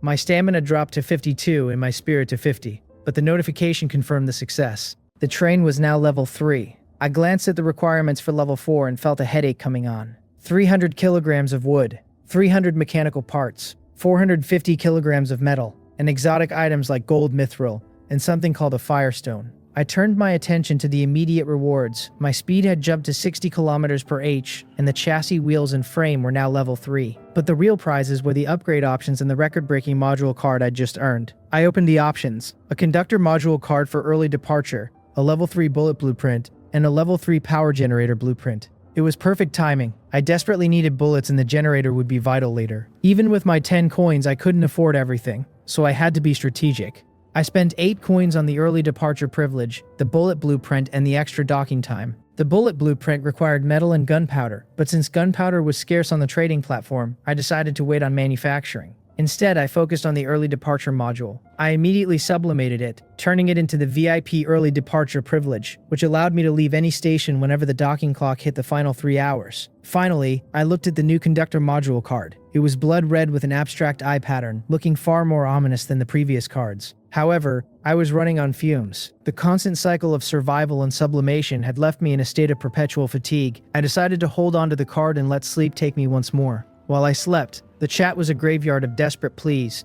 People were realizing that 30 kilometers per h was barely enough, and that the monsters were only getting faster. By 6:30 a.m., a new broadcast chilled everyone to the bone. The second night of survival would begin in 3 days, and anyone below 40 kilometers per h would be in danger. This meant a level 2 upgrade was now mandatory for survival. Li Xiaosheng watched the panic with a smug grin. With his resource radar talent, he felt untouchable, and he used the chaos to grow his alliance, promising to help others upgrade. He wondered if I was the one who beat him to the first upgrade and sent me a friend request, arrogantly assuming I'd jump at the chance to join him. I woke up at 8:34 a.m., feeling the ache of a night spent on the floor. I ate a white forest fruit, tended to my sapling, and checked the time. The 40 kilometers per h requirement didn't bother me, but the weather did. The sky was choked with oppressive dark clouds that seemed to weigh down on the world. I took the red conductor module card in my hand. My stamina was at 82 and my mental energy at 110. It was time. I activated my talent and whispered the command to sublimate. The card transformed into an advanced conductor module, Judgment of Gunfire. As the energy settled, a strange new clarity flooded my mind. I drew my pistol and the usual weight and clumsiness were gone. I felt like a master marksman who had spent decades on the range. The module allowed me to consume mental energy to judge a target, dealing damage based on their sins. I knew then that every shot I fired from now on would hit exactly where I wanted it to. Directly receiving the skills of a sharpshooter changed everything. With this newfound mastery, I felt that if I encountered those zombie monsters again, there would be no need for the frantic hiding and dodging of the past. After digesting my rewards, I idly munched on some fruit while opening the private chat interface. Given my growing reputation among the survivors, I expected someone might proactively seek me out for trades. It would be a shame to miss out on potential blueprints or train coins. I spotted a familiar name, Li Xiaosheng, the 3-station guy. He was inviting me to join an alliance, but the idea felt incredibly unreliable to me. After a moment of hesitation, I accepted his friend request anyway. Though we weren't cut from the same cloth, I figured he likely had some train coins, and trading with him was fine as long as I didn't get too involved. On the other side, Li Xiaosheng was busy competing for fishing rod sales when he noticed I had accepted. He seemed to think I had finally decided to reach out to him out of necessity. I cut straight to the point, asking if he was finished making those fishing rods. He dodged the question at first, asking if I'd completed my demand for the price. He offered to give me one for free, provided I joined his alliance. The terms were a contribution of 5 kilos of wood or 1 train coin in exchange for daily rations and a rod. He went on a long-winded tangent about how my supplies would eventually run out and how we should arm his members to become the strongest faction. I calmly finished my fruit while reading his pitch before typing back a simple ultimatum. Was he selling the rods or not? Li Xiaosheng wasn't the only source. Someone else had found a mechanical fishing rod blueprint at the first station, and when Li stopped responding, I didn't waste time waiting. I found the other seller, a man named Zhao Lin, and the transaction was refreshingly quick. For 20 mechanical parts and a single biscuit, I acquired a mechanical fishing rod that was fully automated, miles better than a wooden one. I immediately initiated a sublimation, transforming it into a basic alluring mechanical fishing rod that required no bait and was far more effective at attracting fish. As I set it aside, I noticed Zhao Lin had sent me a friend request, which I accepted. At 12:30 p.m., a thunderous roar split the gloomy sky. From the comfort of my climate-controlled carriage, I watched oppressive black clouds choke the atmosphere. A single raindrop was quickly followed by a torrential downpour. The announcement system crackled to life, declaring a thunderstorm day and warning us that the next station would likely share these conditions. It was strange to think the wasteland's weather could affect the stations. which felt like entirely different worlds. I checked my crossroads of fate for the 4th station. My options were the level 3 Thunderstrike Goblin Tribe, a hunting station, or the level 3 Mistvale Manor, a mission station. The levels were rising, and the recurring presence of goblins made me feel like I had some bizarre connection to them. However, I had no intention of entering a hunting station that reeked of danger. I chose the manor, even though the last mission station, Doomsday Town, had been fraught with peril. The train accelerated and space dissolved as darkness and thunder swallowed the locomotive. When we arrived, the docking countdown began at 5 hours, accompanied by a heavy warning: hazardous. Through the window, I saw we were on a broken mountain highway in a relentless storm. Lightning illuminated a police car billowing smoke nearby, surrounded by uniformed corpses. I hoped I wasn't facing zombies again, but I prepared for the worst. I activated Wally, inserting one of my last 2 train coins, and watched the little machine wobble out into the rain. I made my final preparations, checking my special storage units for fruits, bullets, and my blessed virus serums, which now acted as powerful health potions. Armed with my pistol, rifle, dagger, vest, and the mithril cross, and clad in a traded raincoat, I stepped out into the storm. I searched the wrecked police car and the nearby corpses. They weren't turning, which was a relief. Beside one officer, I found a voice recorder. The recording mentioned a tycoon named Ravi who had died at Rainvale Villa on Davil Mountain. The police seemed reluctant to investigate the remote location, but were motivated by the tycoon's daughter and her potential funding. They even discussed pinning the murder on a maid if they couldn't find the real killer. It seemed like a surface-level mission. I found 2 pistols and some low-grade ammo in the car, which I tossed back into the train, since they were of little use to me. Taking the police chief's identification and badge, I headed up the winding road. In 15 minutes, I reached the iron gates of a massive black estate. A nervous guard rushed over, and my disguised identity was enough to convince him to let me in. He begged me to find the real killer, insisting the maid was responsible for his master's death. The guard explained that Ravi had died 4 nights ago, but they couldn't call for help until 3 days ago due to the storm. It sounded like a classic locked room mystery, but I struggled to believe a level 3 station would be so mundane. As we approached the castle, a shrill scream echoed from above. A female corpse plummeted through the air and crashed into the lawn.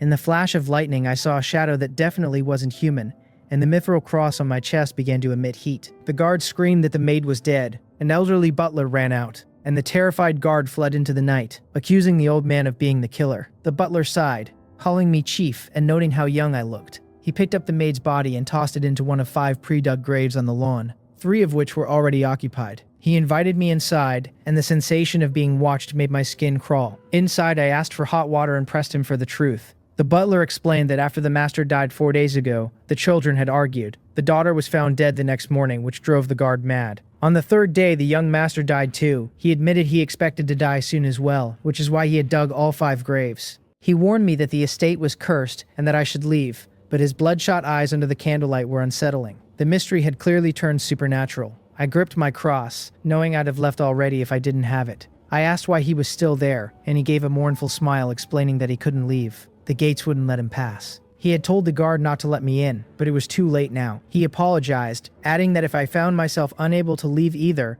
he would dig a grave for me too. What do you mean by this curse you mentioned? The old butler stood momentarily stunned, his gaze fixed on my face. Despite my youth, he clearly saw no trace of the fear he expected. He asked me, almost in disbelief, if I wasn't afraid. I simply stood up, my eyes tracking the solid wood stairs that spiraled into the upper reaches of the castle. I told him that I had forgotten to mention a small detail. Besides being a police chief, I also work part-time as a priest. Since things had reached this point, I explained that I wouldn't be leaving easily. To prove my point, I pulled the mithril sanctuary cross from my chest pocket. A gentle holy light immediately surged forth, dispelling the surrounding gloom and casting me in a glow that made me look like the spokesperson of a deity. The old man's mouth dropped open. He rubbed his eyes hard, staring at me as if I were a miracle. It took him a long moment to regain his senses, even after the light faded and I cleared my throat to get his attention. He finally gasped out a plea to the heavens, declaring that they were saved. With my new identity as a part-time priest firmly established, the old butler wasted no time in spilling the manor's dark history. It turned out the original owner was a bloodthirsty madman. He had once used his own maid as a scapegoat for his crimes, throwing her to a corrupt police chief who tortured and eventually executed her. Following her death, the manor was swallowed by an eternal storm of thunder and rain. When it finally cleared, every soul inside, including the treacherous police chief, had died an unnatural death. Over the next 30 years, the manor changed hands a dozen times, and every owner met a violent end on a rainy night. Ravi, the current owner, had been a miser who didn't believe in ghosts. He saw a tax-free mansion at a bargain price, and couldn't resist. Now the cycle was repeating. The rain, the isolation, and the deaths. The butler noted that the only difference this time was that they'd successfully reached me, hoping I could finally break the curse. I asked him where the first mate had died, and he pointed toward the clock tower at the highest point of the castle. I already knew my path. This curse was likely a restless spirit bound to the stone and soil, and as long as my cross could overpower it, the mission was as good as solved. I didn't dwell on the possibility of failure. That kind of thinking was pointless. I took an oil lamp and followed the butler up the stairs. The castle was a symphony of cold, damp echoes and the rhythmic dripping of leaks, but when we reached the clock tower, the cross in my palm began to pulse with a sudden intense heat. I knew we had arrived. The butler stayed back, paralyzed by fear, so I gritted my teeth and stepped into the tower alone. The moment I crossed the threshold, I felt something lock onto me, rushing through the air at high speed. I didn't panic. I simply told it to get lost as the mithril sanctuary cross unleashed a blinding soft light. A piercing scream shattered the night, followed by the metallic clang of something hitting the floor. I looked down to see a smooth, translucent skull resting at my feet. I blinked, wondering if that was really it. I pinched my thigh to make sure I wasn't dreaming, but the pain was real. I searched the room, finding nothing else. It was over, just like that. Looking at the cross, I realized I'd probably underestimated its power. For anyone else, this station would have been a death trap, but my ability to sublimate the level 2 mithril cross into this sanctuary version had given me a weapon the world hadn't prepared for. I exhaled deeply, picking up the skull. Even if I didn't know its purpose yet, I wasn't about to leave a level 3 drop behind. When I emerged, the butler was nearly white with ghost-pale terror, but I reassured him that the curse was lifted and showed him the skull as proof. He stammered out his gratitude, though the thunderstorm outside continued unabated. I knew the spirit hadn't caused the storm. The storm had likely birthed the spirit. Since the manor seal was gone and I'd only been here for an hour, I decided to make the most of my time. This was a wealthy man's home, and while there weren't trained coins or weapons lying around, it had something far more vital. Real food. I was tired of biscuits and fruit. I wanted a real meal. The butler led me to a safe and presented a pure red gemstone, a priceless treasure Ravi had found in his youth. He insisted I take it as a reward, adding that since the master was gone, I was free to take anything else I liked. That was music to my ears. I weighed the cool, smooth gem in my hand and told him I'd be heading down the mountain soon. But first, I needed to restock my supplies. I raided the kitchen, finding a fridge full of fresh meat, eggs, and vegetables. I began making round trips to the train every 20 minutes, hauling back as much as I could carry. The butler, busy tying up the crazed security guard, looked startled when I reappeared for the third time. He asked if there was a problem with the curse, and I casually told him that the almighty god was just hungry. On my final trip, the butler called out to me at the iron gate. He and the guard bowed deeply, and he handed me a ribbon-tied wooden box. He explained that he didn't care if I emptied the house, but he would have regretted letting me leave without this. Inside were 3 train coins. He mentioned they were currency for the Run Company, a name that sent a jolt through me, so the organization from Doomsday Town wasn't just a one-off. I couldn't solve that mystery yet, so I returned to the train for the last time.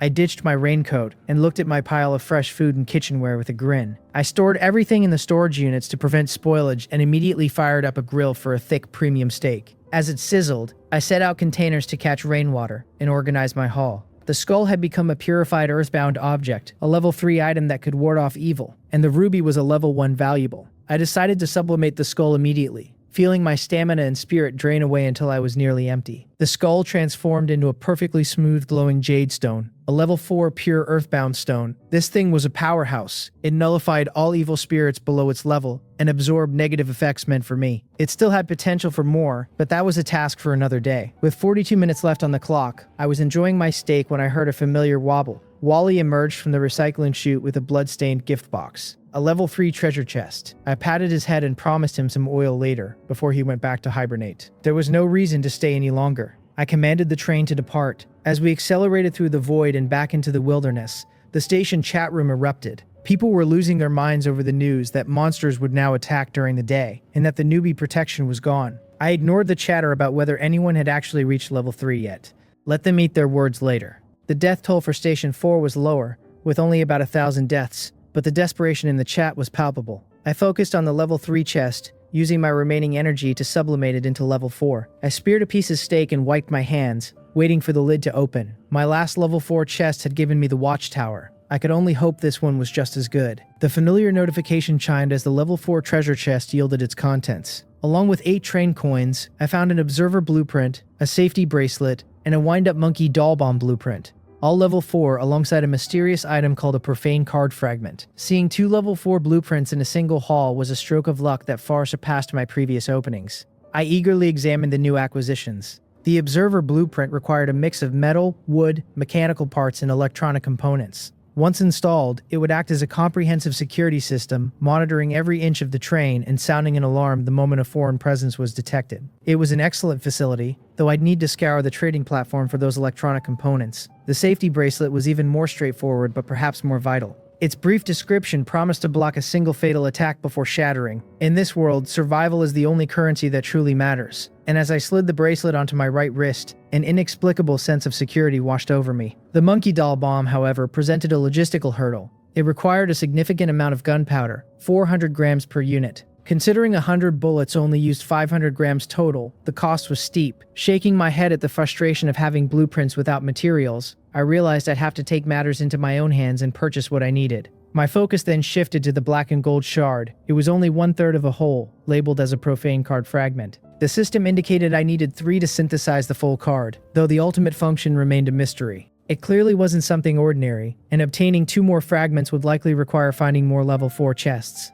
A daunting task even with my luck. Turning to the trading platform, I found the market as chaotic as ever. Small quantities and inconsistent, predatory pricing were the norm, and I had no intention of being taken for a fool just because I was wealthy. Truly capable survivors were no longer just giving away essentials like gunpowder. If I wanted results, I had to speak to the masses directly. I spent a train coin to pin a message in the public chat, offering a choice of a compressed biscuit and water or a fresh tomato for every 200 grams of gunpowder. I posted a similar request for electronic components, offering a bottle of water and a biscuit for every 10. While most people likely had water after the thunderstorm platform, my offer included the comfort of sweetness and the luxury of fresh produce. I had hauled 3 crates of tomatoes from the 4th station's manor. Like ancient sailors, we were essentially on a long voyage where scurvy was a very real threat. The chat exploded immediately. Some were awestruck by the pinned message, others were scandalized that I'd spend a whole train coin just for visibility, and many were salivating over the mention of tomatoes. As I suspected, there were prepared individuals among the survivors. Within a short time, I completed 10 trades, securing 2 kilograms of gunpowder. I immediately went to work manufacturing my first batch of level 3 bullets. They felt heavier and more significant than the low-level rounds I'd started with. To test them, I fired a single shot from my black gloss pistol at a stack of metal scrap. Where my old rounds would have simply pierced the target, this one blew the entire stack apart. I couldn't help but marvel at the sheer intensity of the power increase. I quickly processed the rest of the gunpowder and stored 999 level 3 bullets in my special storage unit, ensuring I could access them even when away from the train. Soon, my private messages began to flicker. All 3 of my contacts had reached out. Li Shaosheng was busy with his usual delusions of grandeur, suggesting we join forces to become the kings of conductors. I ignored him. Zhao Lin, the fishing rod seller, was looking to buy a gun with train coins, a partner worth keeping. Then there was Shangguan Yingshui. She asked about my train level, and I gave her a vague answer, simply stating I had just upgraded.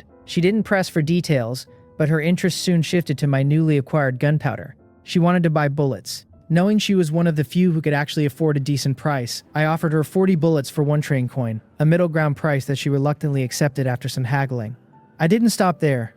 I offered to sell her a level 2 exquisite sharpshooter rifle for 2 train coins, throwing in 10 extra bullets to sweeten the deal. She gritted her teeth and agreed, likely feeling as though I knew exactly how many coins she had in her pocket. As a final request, I asked her to use her blueprint to craft me a wooden bed, providing the materials myself. That trade was a massive win. I walked away with 3 more train coins and a proper place to sleep. The rifle was useless to me anyway. With my judgment of gunfire module, my handgun was more than enough for long-range targets. I then turned to Zhao Lin and sold him several sublimated level 2 rifles for 2 coins each, and even traded some bullets for 5 freshwater fish. My wealth had grown to 16 train coins. After acquiring the necessary electronic components, I built the observer device in the 3rd car. I also finally purchased the energy-powered generator blueprint for 6 coins.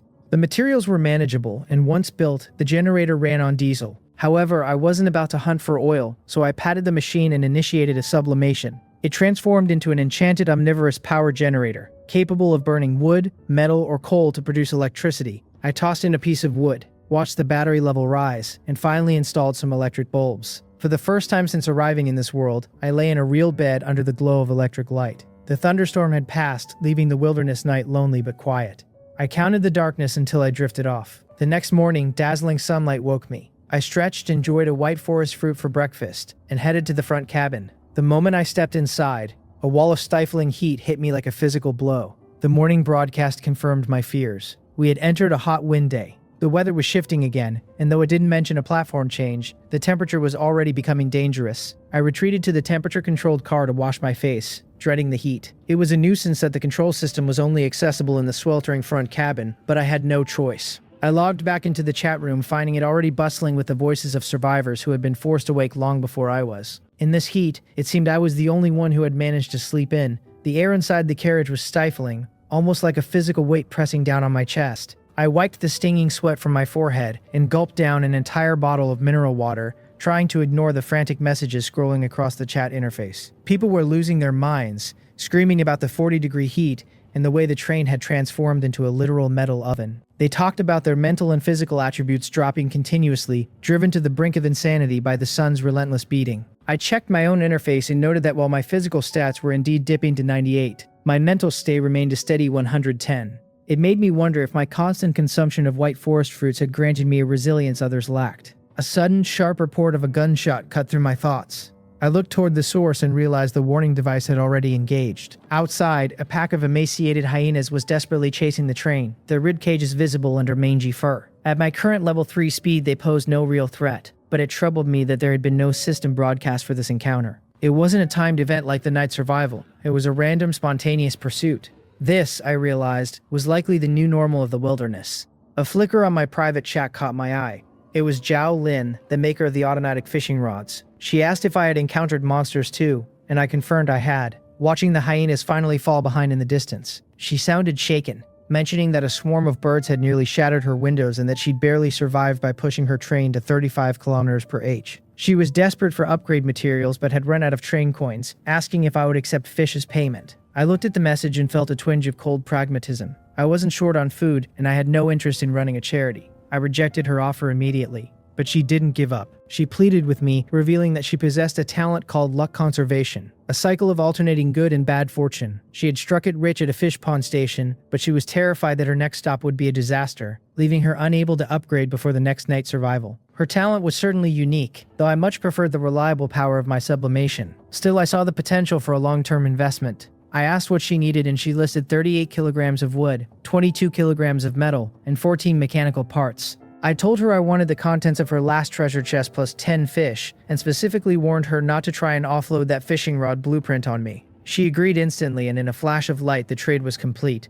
Among the items she sent was a level 1 plant nutrient solution. While the waterproof boots and fishing line were mediocre, the solution was exactly what I needed. I immediately sublimated it twice, watching it transform from a basic liquid into a blessed plant elixir. I hurried to the rear of the temperature-controlled carriage and poured the glowing elixir into the wooden box of my white forestry. The transformation was breathtaking. A milky white glow erupted, and the sapling shot toward the ceiling in seconds, its branches heavy with fruit. When the light faded, I had a level 4 blessed white forest tree that produced 3 fruits daily. More importantly, the fruits themselves were now level 4, meaning they could be eaten without the tedious 5-minute water soak. I took a bite, savoring the rich sweetness, and realized I now had 55 life-saving fruits stored in my special compartments. As the hours passed, I lounged in my 22°C sanctuary, enjoying a steak and a beer while the rest of the world sweltered. My only complaint was that the beer was warm. A fridge was definitely next on my list. 30 minutes before reaching the 5th stop, the Crossroads of Fate appeared. To my surprise, both options were level 4, the Abyssal Bat Cave, a combat stop, or Mystic Belltown, a mission stop. The combat label gave me pause. At level 4, my equipment advantage might not be enough to carry me through a direct confrontation. I decided to stick with what I knew and chose the mission station. As the train accelerated into the void, the sun vanished, replaced by a quiet, snowy night. We pulled into what looked like an utterly ordinary train station. Following my routine, I activated Wally with a train coin and watched him wobble away. Just as I prepared to step off, the sound of approaching footsteps reached me. I drew my pistol, my judgment of gunfire module already calculating the trajectory based on the sound. Then, a girl's voice called out, clear and innocent. She called me Inspector and sounded relieved that I had finally arrived. I hesitated but opened the door, trusting that my defensive items would react if she were a threat. Standing on the platform was a petite girl of about 11 or 12, bundled in a white winter coat. She peered into the train with azure eyes and waved enthusiastically, claiming that a sister nun had promised a chief inspector would come to save them. I looked at her, searching for the catch. I asked her what her name was, and she answered with a bright childlike smile that her name was Tina. It seemed my 5th mission had begun before I even stepped off the platform. Would you like me to follow Tina and see what she expects an inspector to do for the town? Tina blinked at me, her eyes filled with a plea so tangible it felt like a weight in the air. She asked if I was truly the inspector everyone had been waiting for, and I couldn't help but offer her a kind smile as I nodded. I reasoned that since she claimed the person arriving by train would be the inspector, and I was the only one here, it had to be me. She let out a joyful cheer and urged me to follow her quickly, but I asked her to wait a moment. I reached into my supplies and handed her an ordinary white forest fruit. The little girl took it without a trace of fear, and as she bit into it, she marveled at the sweetness. I just smiled, checking my gear one last time and donning the sanctuary cross before finally stepping onto the platform. After sealing the door and setting my warning tower to maximum sensitivity, I told the girl to lead the way to these people she mentioned. We left the unnaturally sterile station and entered a town dusted with a light, silent snow. There were no streetlights. The only beacon was a single lantern hanging above a church that looked uncannily like an upright train cab. The silence was heavy, and I could feel unseen eyes tracking our movement from the shadows. Whispers skittered through the dark, sending a chill down my spine that had nothing to do with the temperature. I kept one hand on my black gloss pistol and the other near my cross, acutely aware that this station carried a danger rating far more severe than the others. Tina, however, skipped along, the only splash of color in a grayscale world, seemingly untouched by the oppressive atmosphere. When we reached the church, Tina beckoned me inside, announcing that everyone had been waiting forever. I hesitated at the base of the jade-white steps before telling her to go in first. As she pushed the doors open, a flood of light revealed hundreds of townspeople seated in pews, their heads bowed in deep prayer. At the front stood a golden-haired nun dressed in black clutching a dark book. Tina announced my arrival, and the church fell into a sudden vacuum-like silence. Then, as if they were puppets controlled by the same string, every head lifted in unison, and hundreds of eyes locked onto me. I didn't flinch, already having the safety off on my pistol. I knew that the slightest move would result in a bullet for the nun. She smiled warmly, telling the people not to frighten me and sending Tina to prepare something. As the prayers resumed, the nun approached me with a box retrieved from the pulpit. I leveled my gun at her head and told her to stay back, demanding to know what was really happening. This place was wrong on every level, and her apparent normality only made it more unsettling. She stopped, but knelt to place the box on the floor. Inside was a black and gold shard, a fragment of a blasphemy card. The nun prayed before the card, her smile never wavering as she told me that only those who blaspheme against gods can enter this world. She called me the inspector, but then corrected herself, calling me a blasphemer or a conductor. She asked me which stop this town was for me, and though my cross didn't react to her, I knew I had to get out. I gave a cold laugh, told her only a fool wouldn't run, and bolted back toward the station. She shouted for the townspeople to stop me, and the praying residents transformed into sprinting hunters with impossible speed. I realized then that this stop was going to be a nightmare. I fired a headshot at the lead pursuer, but the nun's voice echoed through the town, mocking my efforts. She claimed my bullets were useless against her creations, and that a novice like me couldn't hope to win. Her triumph turned to shock, however, when she felt her connection to the puppet sever. My level 3 armor-piercing rounds were doing what ordinary bullets couldn't. With my judgment of gunfire module, my aim was effortless.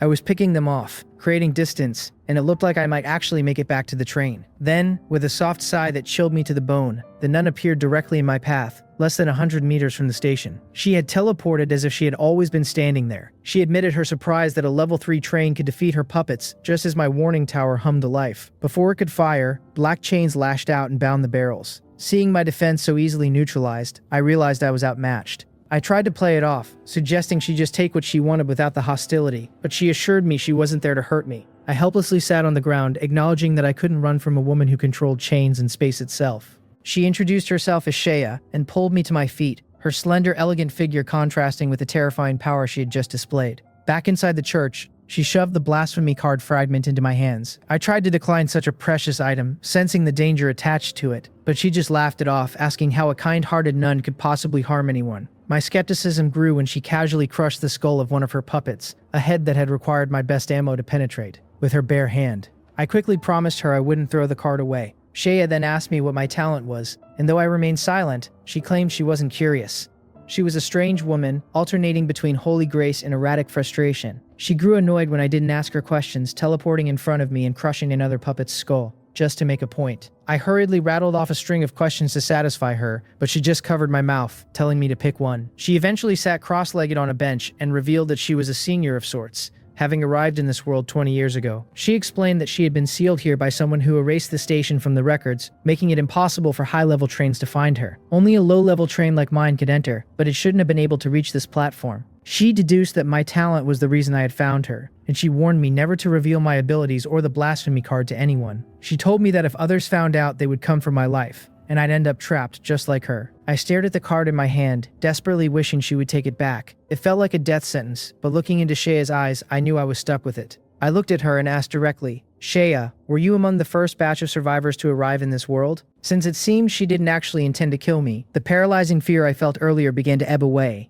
I decided I might as well be bold and clarify the things I needed to know. After all, a senior who had been here for over 20 years had to possess knowledge far beyond my own. She shook her head, explaining that there were quite a few batches of survivors before her time, though she noted that we rarely encounter them. When I asked why, she snapped her fingers, and several black chains materialized in the air, assembling themselves into a spectral train track. She reminded me that the world we were in is infinite and that all stations represent different worlds. In her era, there was a powerful man who wanted to measure the vastness of the wilderness. He united the strongest conductors of that age to gather resources and boosted his train's speed to levels even she found hard to imagine. Shea clicked her tongue as if recalling a terrifying number. She mentioned that the man had a module, asking if I knew about them yet, and explained that her chains were a module as well. She described them as magic or sci-fi weapons, the best way for a conductor to enhance their power. However, she looked at me and noted that as a level 3 conductor, obtaining modules wouldn't be easy, as they usually only appear in level 5 plus treasure chests, or after specific upgrades. Then, she gave me a scrutinizing gaze asking if I had already obtained a module from my upgrade options, since I had shot so accurately earlier. I could only chuckle sheepishly in response. I had indeed obtained a module, but it wasn't for marksmanship. It was the early departure privilege. I asked what happened to that man and if he ever successfully measured the world. Shea remained silent for a moment before shaking her head.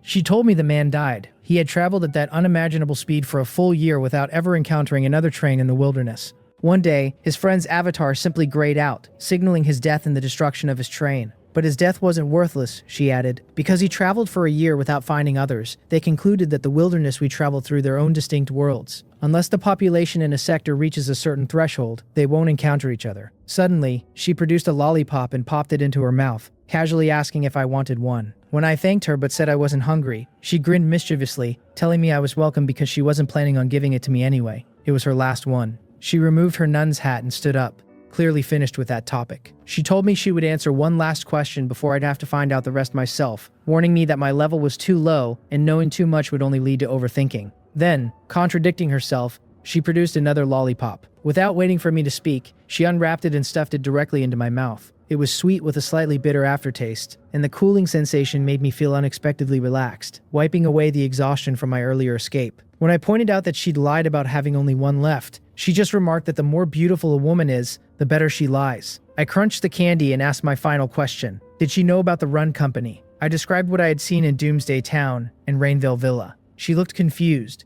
admitting she didn't know the company. However, she noted that if I'd seen them across multiple stations, they were likely just one of many forces established by former conductors who grew tired of risking their lives and chose to settle down and influence certain stations. She told me the time was almost up and offered to show me her train. She clapped her hands, and Tina came running from behind the church. The girl happily took my hand and swung it playfully, thanking me for helping them. Shaya casually mentioned that Tina was her puppet, her finest creation. I rubbed my eyes, staring at the girl. She was completely indistinguishable from a real person. I even poked her cheek, wondering if she had once been human. A dark thought crossed my mind about Shea being some sealed demoness, and I realized I'd better stay on her good side, so I wouldn't end up as a puppet myself. Suddenly, the church began to tremble. Shea led Tina to the prayer platform and commanded the system to prepare for departure. I watched in a daze as light screens flashed everywhere. The church itself was the locomotive of her train. She tossed me a black box, calling it a reward for helping her open this world, and promising it would suit my current level. The church finished its transformation into a massive locomotive, and black tracks appeared beneath its wheels.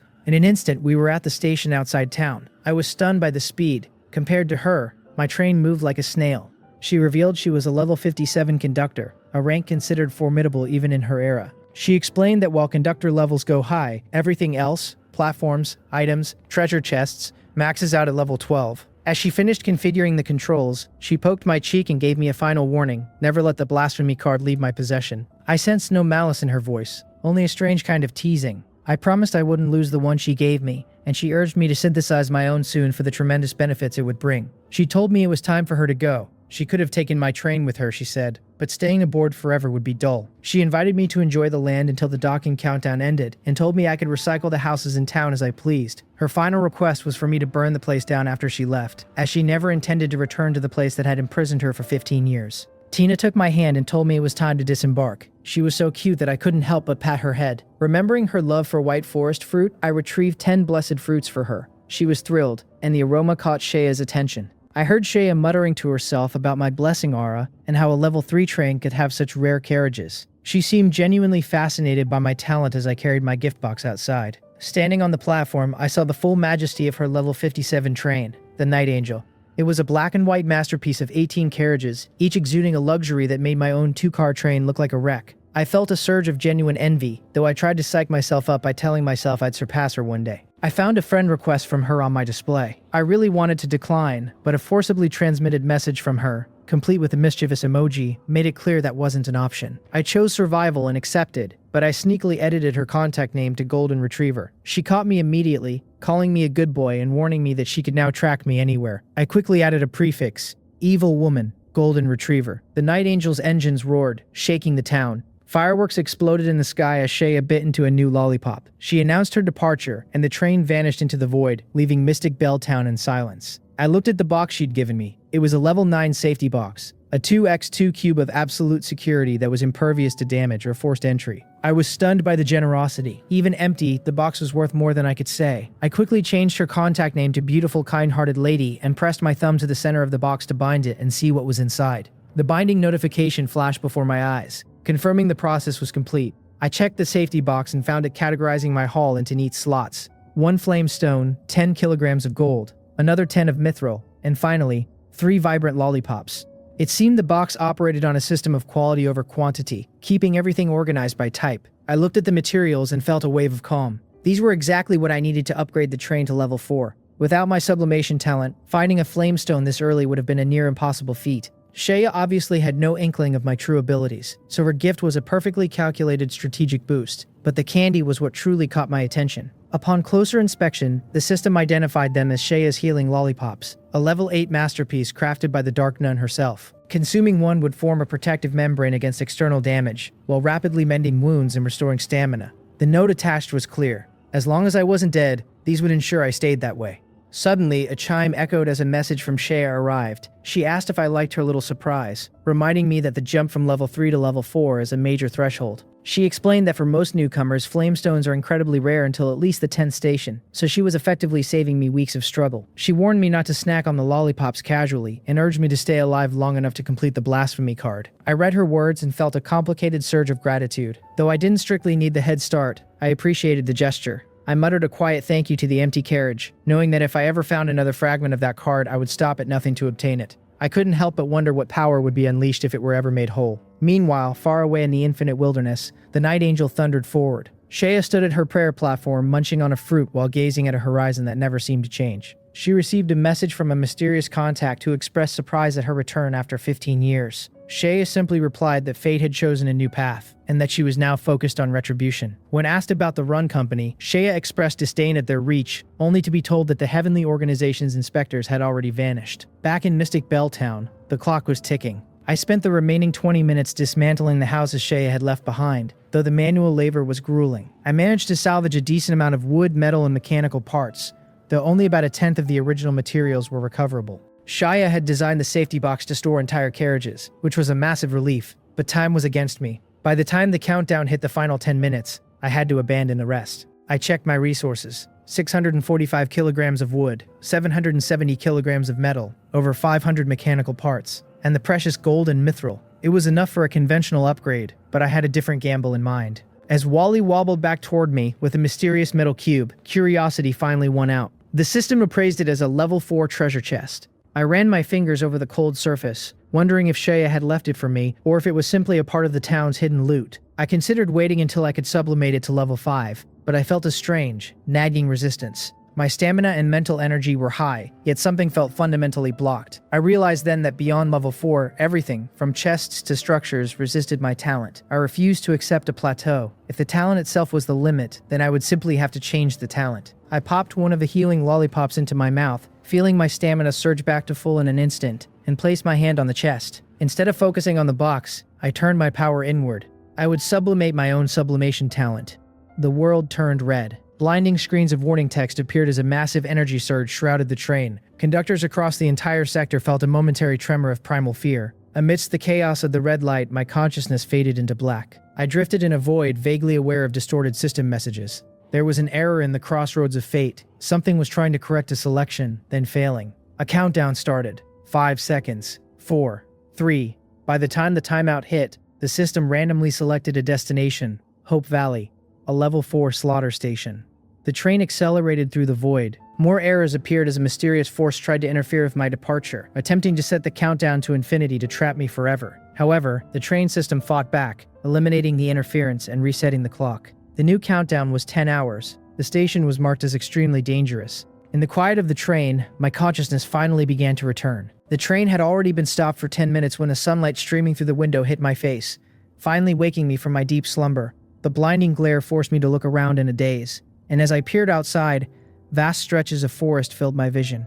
It was clear that this was no longer the wilderness, but a platform station. As I became fully conscious, the memories of what happened before I blacked out surged back like a tide. I looked down to find an ironclad chest lying quietly at my feet. It was a level 5 chest, meaning it worked. I had actually succeeded in that dangerous round of self-sublimation. I quickly pulled up my personal interface to check the talent section, and there it was. The description for sublimation had changed to include 4 crucial words. Ignores resistance. It was enough to let me know I had succeeded. A confident smile appeared on my face as I looked toward the Sentinel Tower device at the top of the train. The frustrating sensation of being unable to sublimate items beyond level 4 had vanished, and I realized that the shackles on my talent were finally broken. Despite my excitement, I began to cautiously inspect my surroundings. I vaguely recalled hearing strange sounds while I was unconscious, and I realized this randomly selected platform was a slaughter platform, the very last place I wanted to enter. I had no clue what the actual difference between slaughter and hunting was, considering I had never even stepped foot on a hunting platform. But the mystery was quickly overshadowed by the train system's records. As I read through the logs, my good mood faded, replaced by a heavy weight in my chest. There had been interference. Someone had tampered with my docking platform and duration, and although the train system had erased the meddling, the remaining countdown was staggering. I rubbed my eyes to ensure I hadn't misread the display, but it was real. 10 hours. I was trapped in a warning level extremely dangerous platform for 10 hours, despite my train's usual stop time being only 5. There was no doubt that an unknown existence had tried to trap me here forever, and while the train system had proven itself fair and trustworthy by clearing that interference, I was still in a bind. My only saving grace was the VIP early departure privilege module, yet even with that, I was looking at 7 more hours in this hell. I took a deep breath to calm myself. Since I was stuck here, the best course of action was to open the level 5 chest, hoping the loot would be enough to overwhelm a level 4 platform. As the lid opened, the rewards manifested: 10 train coins, 2 modules, and 2 level 5 items. The modules were system bind and in-station launch. I used them immediately, noting that they weren't physical cards, and therefore couldn't be sublimated. The system bind module was particularly useful as it permanently moved the control base station's functions to me personally. No longer would I be inconvenienced by having to run back to the locomotive to identify items or check my info. The in-station launch module was equally vital, allowing me to move the train to specific target locations within a station at the cost of 1 train coin per hour. Next, I turned my attention to the Golden Strike card. It was a level 5 item that could increase the power of my next attack by 5 times, but I decided to push it further. I called upon my talent, feeling the drain on my stamina and spirit, though the cost of self-sublimation was notably less than before. It transformed into a level 6 golden critical card, capable of increasing an attack's power by 50 times. The thought of using such a jump in power on an enemy was enticing, so I slipped the card into my pocket, relieved that I wouldn't be helpless against truly formidable monsters. I then picked up the ever-accurate pocket watch. While a watch seemed like a simple reward for a level 5 item, the piece was beautiful, crafted from pure white materials with ornate golden patterns and gemstone hands. It would provide the most precise time in any space-time, making it a handy tool to keep. Suddenly, a loud bang shattered the quiet. I looked toward the sound and saw crimson blood pooling in a clearing among the trees. The corpse of a dog-like monster clutching a dagger in its mouth bobbed to the surface of the blood. The Sentinel Tower's reveal ability had caught it, but the death of a single creature was just the beginning. The tower flared red as locking rings appeared on the ground. Monsters began charging out of the forest toward the train in a relentless wave. The gunfire became a constant roar as the Sentinel Tower went to full power, precisely targeting and killing every creature that entered the 100-meter forbidden zone. I breathed a little easier seeing the defense hold, but my heart grew heavier with every shot. If I hadn't possessed the Sentinel Tower and its reveal ability, I likely would have been torn apart by monsters sneaking into the train already.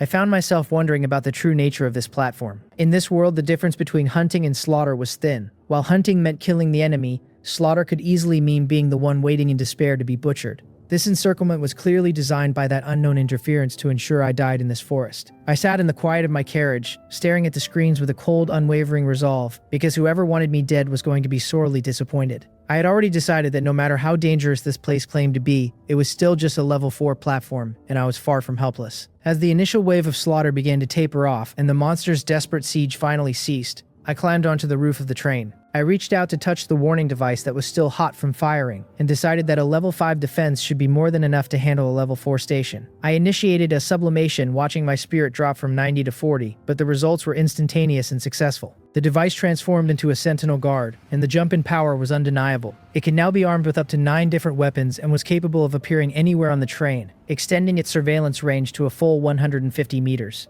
It would now automatically lock onto any hostile targets and dispel their illusions or stealth, while even possessing the ability to briefly detach and pursue threats. Best of all, I could activate an overlimit mode for a single train coin to double its attack speed if things grew truly dire. However, I wasn't finished with the upgrades. My level 4 installations weren't limited to the roof, so I moved to the third carriage where the surveillant device sat idle. It had seen little use while the sentinel handled everything outside, but I knew I had to be prepared for the worst, because the sentinel's eyes didn't cover the train's interior. If a monster managed to bypass the external detection, the surveillant would be my final line of defense. I poured 40 points of stamina and 10 of spirit into it, successfully sublimating it into an illusion surveillant. It was now capable of monitoring every corner of the train, sounding alarms and releasing disorienting illusions to trap any intruder. After 3 consecutive sublimations, a heavy exhaustion settled over me, yet I forced myself to keep moving. I returned to the lead carriage to gather both the mithril cross and the pure earthbound stone. While the mechanical sensors handled physical threats, these 2 items would be my shield against anything supernatural.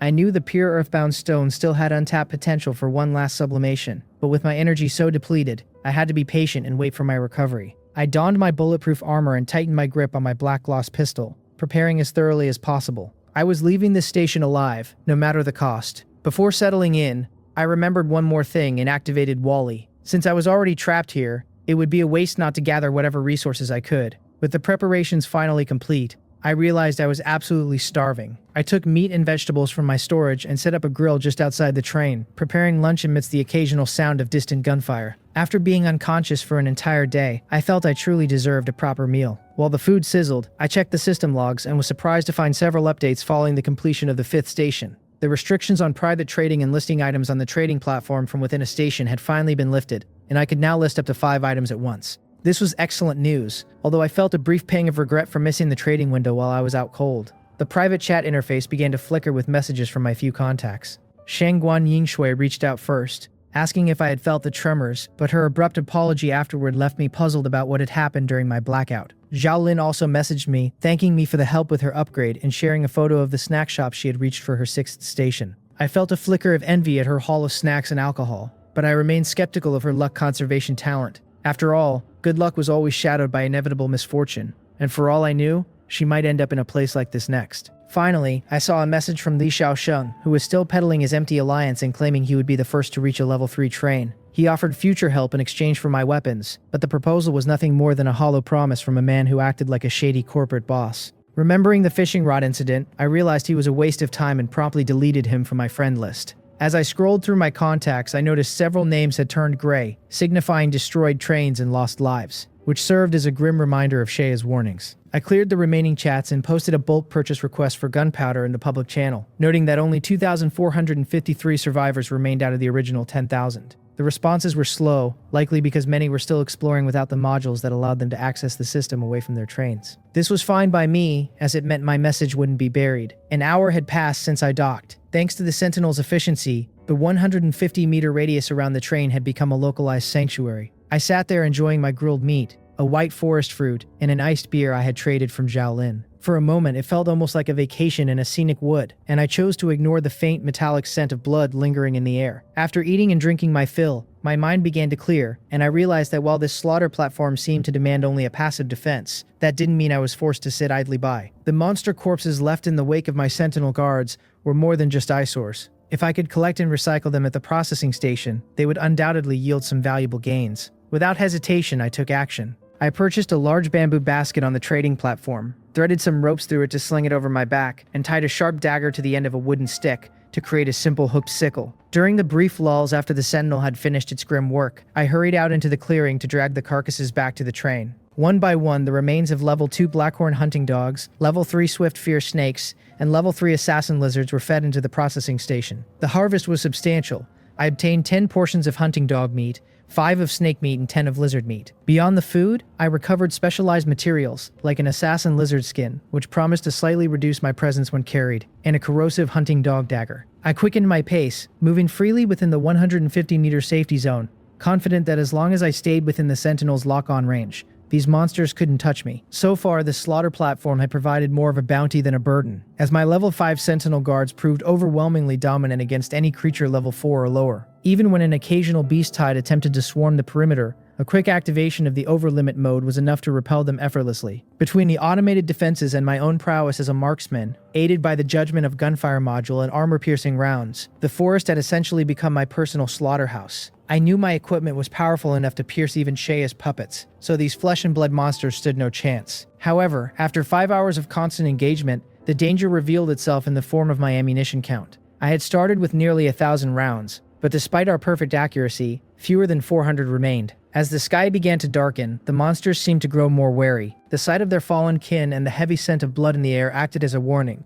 keeping them wandering just outside the death zone as if they were waiting for something to change. I checked my gemstone inlaid pocket watch. The time was 1812. With night approaching, I had no intention of pushing my luck further into the woods. I lit a campfire with my lighter and prepared a fresh piece of snake meat, skewering it over the flames. My efforts had netted me 810 kilograms of various meats, now safely stored in my units, where the storage carriage's unique properties would keep them from rotting. As the meat roasted, I pulled up the system light screen to check the chat room. The survivor count had dropped to 2,044. It seemed the 6th station had claimed many more lives while I was occupied. The chat was a frantic mix of panic and desperation, with people realizing the next night's survival event was imminent. Some were terrified, still stuck with level 1 trains and lacking the resources to upgrade to the 40km speed required to outrun the coming darkness. I watched as people begged for metal and parts, willing to trade every scrap of food and water they possessed just to survive the night. Others pointed toward Li Shaoshang's alliance, though the reports were grim. He was charging sky-high prices, demanding a train coin for a mere 15 kilograms of metal. His lackeys were in the chat defending the Brother Li monopoly, claiming only he was brave enough to sell materials now, even as they hiked the price to 10 kilograms per coin.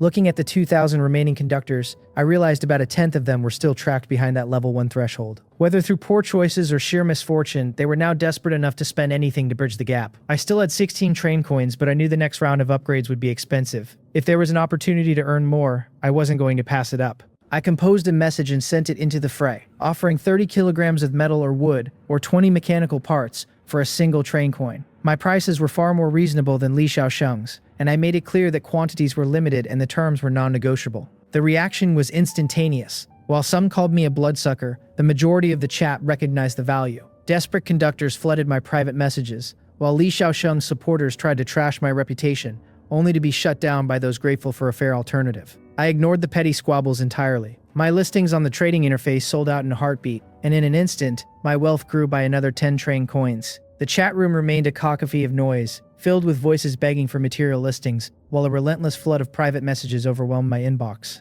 I decided to list another batch of resources, but the return was meager. Only 3 train coins. It wasn't that the demand had vanished, but rather that almost no one actually possessed the coins anymore.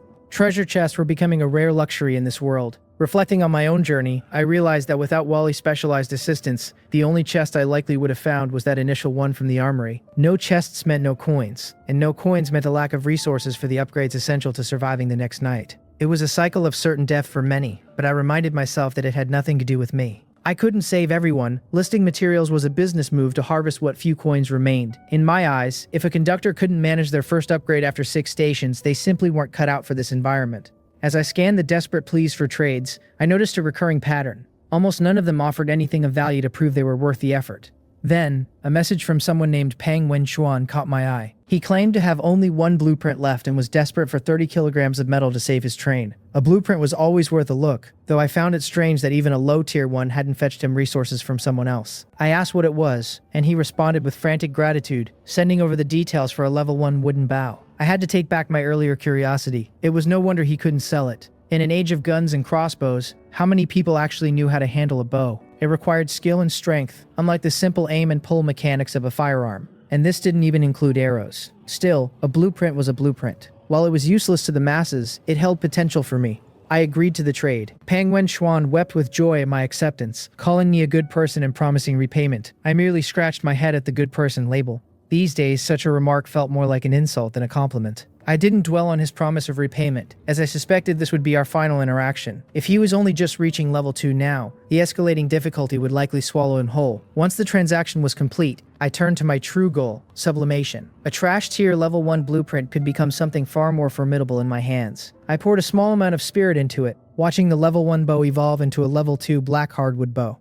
I checked the requirements, 10 kilograms of wood and a bit of fiber, and crafted it immediately. Then I pushed it further. With another 10 points of spirit, the weapon transformed into a level 3 floral enchanted wooden bow. It was a peculiar, beautiful thing, adorned with floral patterns and capable of consuming spirit to craft its own energy arrows with a minor auto-aim feature. I drew the string, watching a pale pink arrow materialize and fire, piercing through a distant monster with impressive power. It was comparable to my armor-piercing rounds, but I still preferred my guns. Regardless, this enchanted bow would fetch a handsome price if I chose to sell it. I wiped all the unfamiliar private messages from my screen. Unconcerned with the pleas of strangers, I knew that charging a train coin for 30 kilograms of scrap already proved I was no saint. However, I left my friend's messages untouched, noticing one from Shangguan Yingshui. She was looking for bullets and offered gunpowder in exchange. She was always a pleasant, well-supplied partner, so the timing was perfect. I offered her 10 level 3 bullets for every 500 grams of gunpowder, mentioning that I'd cover the cost of the crafting metal myself. She agreed instantly, asking for 100 rounds.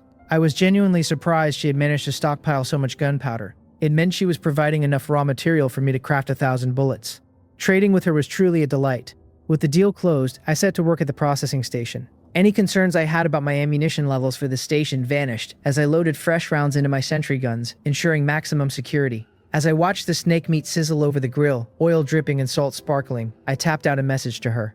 I asked about the tremor she had mentioned earlier, explaining that I had been unconscious yesterday after getting badly hurt at a station. She seemed taken aback, apologizing for thinking I had been ignoring her. She described the tremor, which hit around 5:50 p.m. the previous day, as something terrifying, like a primal fury.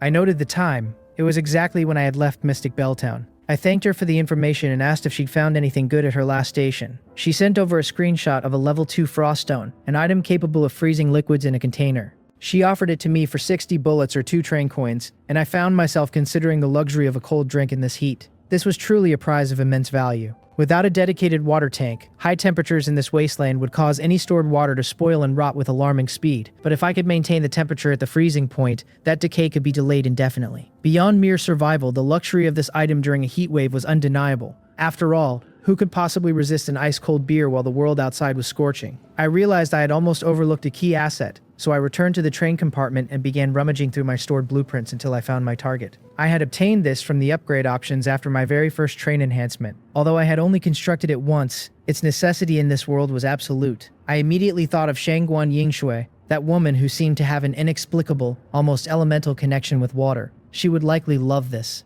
I sent over the description of the basic water tank and asked if she would like to buy it. She was interested immediately, asking how many train coins it would cost. I told her 2. She hesitated, protesting that she didn't have that many and asking if she could buy it on credit, especially since she thought 2 coins was expensive for a basic tank. I told her she could trade other items instead, but as for credit, I asked her what she honestly thought of that idea. Shangguan Yingshui clearly knew credit was a fantasy in this world. After a moment of hesitation, she made her move, offering an ice condensation pearl instead. I was internally stunned. She agreed just like that? She didn't even try to bargain. I patted the iron frame of a basic water tank, knowing that, to put it bluntly, this thing was just a lump of iron with a few special functions. The blueprint had only cost me 1 train coin, yet I was effectively about to sell a single unit for a value of 3. Appearances truly could be deceiving. When she asked if I was uninterested, I told her the trade was acceptable and to wait a moment. If she was willing to pay that much, I certainly wasn't going to refuse. I took the blueprint and the necessary materials to the processing station and began crafting. A brand new water tank materialized just as her trade request arrived. I accepted and the exchange was complete. I picked up the ice condensation pearl and weighed it in my hand. This wasn't bad at all. I planned to buy some beer and drinks from Xiaolin later, though I couldn't help but wonder if she would even survive until the next stop. But first, there was the matter of sublimation. I felt my spirit drop from 104 to 84 as the pearl transformed. Level 3 can condense water into ice and manipulate its shape. The description intrigued me. I wondered if this meant I could finally wield some real power. I cleared my throat, struck what I thought was a suitably impressive pose, and pointed the ice vein pearl at the water tank, commanded an ice sword to appear. The fresh water inside slowly hummed and condensed into a long sword of pure ice. I reached out to grab the hilt, but the moment my fingers brushed it, the blade shattered into 1,000 useless shards. It was utter garbage. I had expected to be casting magic, but this was a letdown. Still, I didn't feel it was a complete loss. I had practically gotten the pearl for free, so there was no real harm done. I checked the chat interface again and my gaze fell upon the floral enchanted wooden bow resting beside me. I hesitated for a second before sending a screenshot of the weapon to Shengguan Yingshui, offering it for 4 train coins or something of equal value. She seemed to freeze at the offer, replying that she was broke, and that the price was too high. I countered confidently, telling her it wasn't expensive at all for a level 3 weapon that completely outclassed any monster we had encountered so far. I reminded her again that she could trade items of equal value as she lacked coins. She sounded resentful, asking why I hadn't mentioned the bow earlier. If I had offered it from the start, she wouldn't have wasted her resources on bullets. I shamelessly maintained the deception, telling her I had only just remembered it and pointing out that she was the one who had asked for bullets in the first place. I told her that if she couldn't trade, I would just find another buyer. I was still probing her limits. Compared to Zhao Lin, Shengguan Yingshui seemed far luckier. She was, after all, the first conductor besides myself to upgrade her train. She likely had more hidden away. I asked her if she had found anything else in that treasure chest from the last station besides the pearl, adding a casual note that I wasn't hinting she should trade them. My words must have stung, because I could almost feel her urge to delete me from her contacts through the screen. She probably wondered if I really thought she was that desperate. It was just a level 3 weapon after all. It wasn't as if she absolutely needed it. Then, a screenshot appeared. Level 2.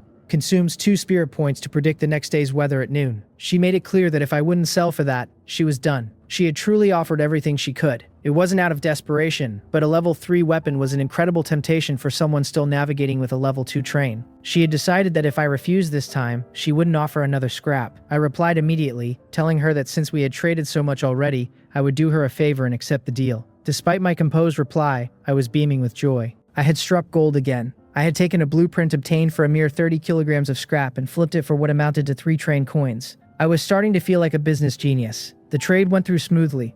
The fresh water filled my tank, and a white sunny doll appeared in my hand. It was actually quite cute. I didn't wait long before initiating another sublimation. My spirit fell from 84 to 69. Level 3. Consumes 1 spirit point to predict today's and tomorrow's weather at any time. The upgrade was perfect. I could now check the weather whenever I wanted rather than waiting for noon, and the cost was halved. Its appearance remained the same, so I hung it up in my climate-controlled resting compartment. This string of trades had brought me significant gains, not a total transformation perhaps, but a massive accumulation of wealth. I now had 30 train coins in my possession. I briefly considered sublimating the train again, but I decided it was better to wait until I had left the station. It simply wasn't safe here. Having made up my mind, I stepped out of the compartment, only to be hit by a sudden pungent odor. I sniffed the air, and my expression shifted to one of horror. My meat was ruined. The snake meat I had been roasting was completely charred and inedible. I sighed, realizing I would have to start over. As I prepared to relight the grill, I realized that Wally still hadn't returned after all this time. I couldn't help but wonder if the little guy had actually died out there. I could practically feel the waves of fury radiating from Li Xiaosheng as the chat room remained in an uproar. He was clearly beyond incensed, likely wearing an expression of pure disgust after realizing I had actually deleted him from my friends list. To make matters worse for him, I was selling materials at prices that undercut his own, which he undoubtedly saw as a deliberate attempt to oppose his authority. He likely felt like he'd swallowed a fly seeing that glaring notification, muttering threats about making me regret my choices while he sat surrounded by his hoard of basic wood and metal. He let out a triumphant laugh, convinced he was the chosen one because he could upgrade every 3 stations, and immediately initiated his transition to level 3. However, his arrogance likely hit a wall the moment he looked at the new requirements. I could imagine his frown as he stared at the names he didn't recognize: Flamestones, Gold, and Mithril. His talent, as powerful as it seemed, evidently had its limits. It allowed him to pinpoint basic resources like metal and wood, but it couldn't touch the exotic materials required for higher tiers. He was finding out the hard way that his path wouldn't be as smooth as he'd imagined. While he was fuming, I was finally getting the chance to eat. During the 6-hour stopover, I spent my time blowing ashes off a piece of snake meat, the rich aroma making my mouth water despite only having basic salt for seasoning. The monsters outside had been strangely passive during this entire period. Even when I proactively took shots at them with my rifle, they would only scatter and retreat back to their 150-meter perimeter. It felt as though they were practicing a patient siege, simply waiting for me to make a mistake. As I chewed on the meat and rubbed my chin in contemplation, a rustling sound came from the nearby brush. I didn't reach for my gun because the sentinel guard remained silent, recognizing the source. Wally approached from the distance, wobbling on his tracks, and I greeted him by noting that I'd almost thought he'd gotten himself killed out there. The little robot couldn't speak, but he presented me with a tree stump that the system appraised as a level 4 treasure chest. My mood shifted instantly as I patted his metal head and praised his consistent performance. I didn't open the chest right away, instead discarding my meal and boarding the train while jokingly advising him not to lead any monsters back next time. Almost on cue, an earth-shaking howl erupted from the woods. A white wolf the size of a grown man appeared, and the moment it crossed into the sentry's perimeter, a storm of bullets began to hammer its body. The sentinel guard had clearly determined that this wasn't an ordinary target. The creature, identified as a level 4 lightning wolf, yelped in pain as electricity crackled across its fur. Its speed exploded as it activated a lightning armor skill, closing the distance to within 50 meters of the train in a heartbeat. I didn't hesitate to trigger the overdrive mode, dissolving a train coin into golden light to double the sentry's firing rate. The 5 rifles transformed into a makeshift minigun, shredding the wolf in a relentless hail of lead. Within 3 seconds, the threat was neutralized. The sentry didn't stop there, however, as the other monsters that had been waiting outside began to follow the wolf's lead. It seemed they had been waiting for this alpha to breach the line. 30 seconds of overdrive turned hundreds of charging creatures into unidentifiable minced meat. I looked at the carnage and felt a twinge of regret over the ruined fur, though I hoped recycling might salvage something. I dragged the bloodied wolf carcass back to the train for processing, and acquired a lightning wolf fur, 10 bones, and a fang. It was a substantial harvest, even if the meat had been turned into a useless pulp by the firepower. I realized then that the white wolf had been a true gatekeeper. It had endured 100 meters of constant fire before I was forced to use overdrive, and I knew that any ordinary level 3 conductor would have been torn apart by such a beast. I was simply a bit stronger than the rest. I looked through the window at the sky, silently telling whoever had tried to kill me at this station that I was sorry to disappoint them. When the countdown finally reached the 3-hour mark, my early departure privilege turned colorful on the display, allowing me to relax. I didn't leave immediately though. Since the wolf was dead and the other monsters were too terrified to approach the perimeter, I saw an opportunity to gather more resources. A forested valley was a gold mine for timber, and I wasn't going to waste the remaining time. I shouldered my axe and brought out the safety case Shea had given me. Its loose definition of a single item meant I could store entire trees in its grid. I spent the next 2 hours chopping and transporting, successfully hauling back 500 kilograms of wood. With 30 minutes left, the VIP early departure prompt appeared as a massive button on my screen. I cast one last glance at the dark, silent forest before slapping the button. Spatial distortions rippled ahead as the tracks extended and the train accelerated into the void. We passed through the darkness until bright moonlight finally streamed through the windows, marking our arrival at 10:30 p.m. The announcement confirmed that all conductors had officially left the 6th platform.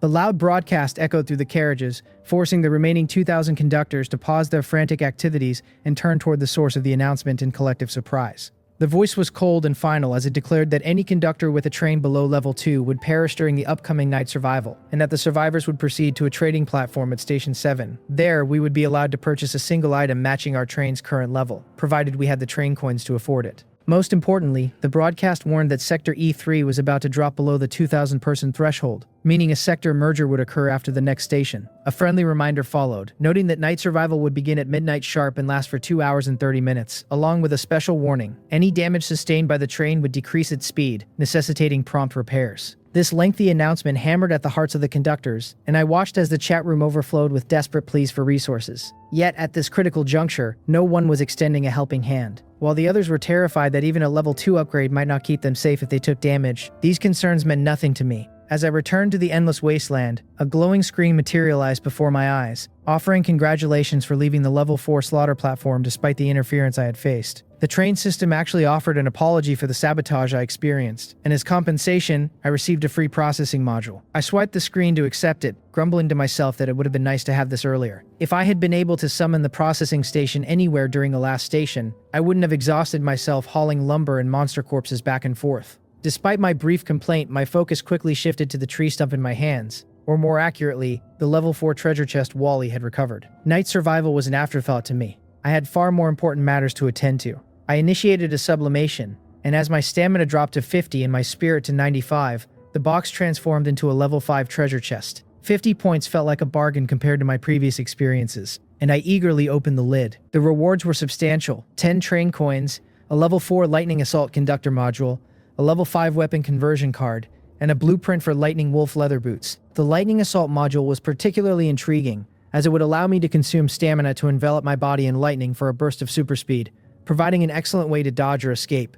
The boot blueprint also held great potential, especially since the memory of that white wolf's ferocity was still fresh in my mind. However, my attention was truly captured by the weapon conversion card. It had the power to transform any weapon into a level 5 version of itself using the original as a template. I drew my black gloss pistol, a weapon that had been my constant companion across multiple stations, and remained effective even in high-level areas. I decided to push the limits once more, sublimating the card itself. The process was grueling, consuming 70 points of my energy and leaving me washed in exhaustion, but the result was the enchanted Heaven's Reaper weapon conversion card. Without hesitation, I pressed the card against my pistol. A brilliant intertwining of black and white radiance erupted, as if angels and demons were manifesting simultaneously within my carriage. The pistol floated mid-air, vibrating with a hum that made the entire train shudder until the light dissipated to reveal a glossy black firearm engraved with celestial and demonic wings. It was now a level 6 masterpiece with the Heaven's Reaper enchantment, capable of absorbing life force from kills to heal me and restore my energy. It could fire black armor-piercing rounds for spirit,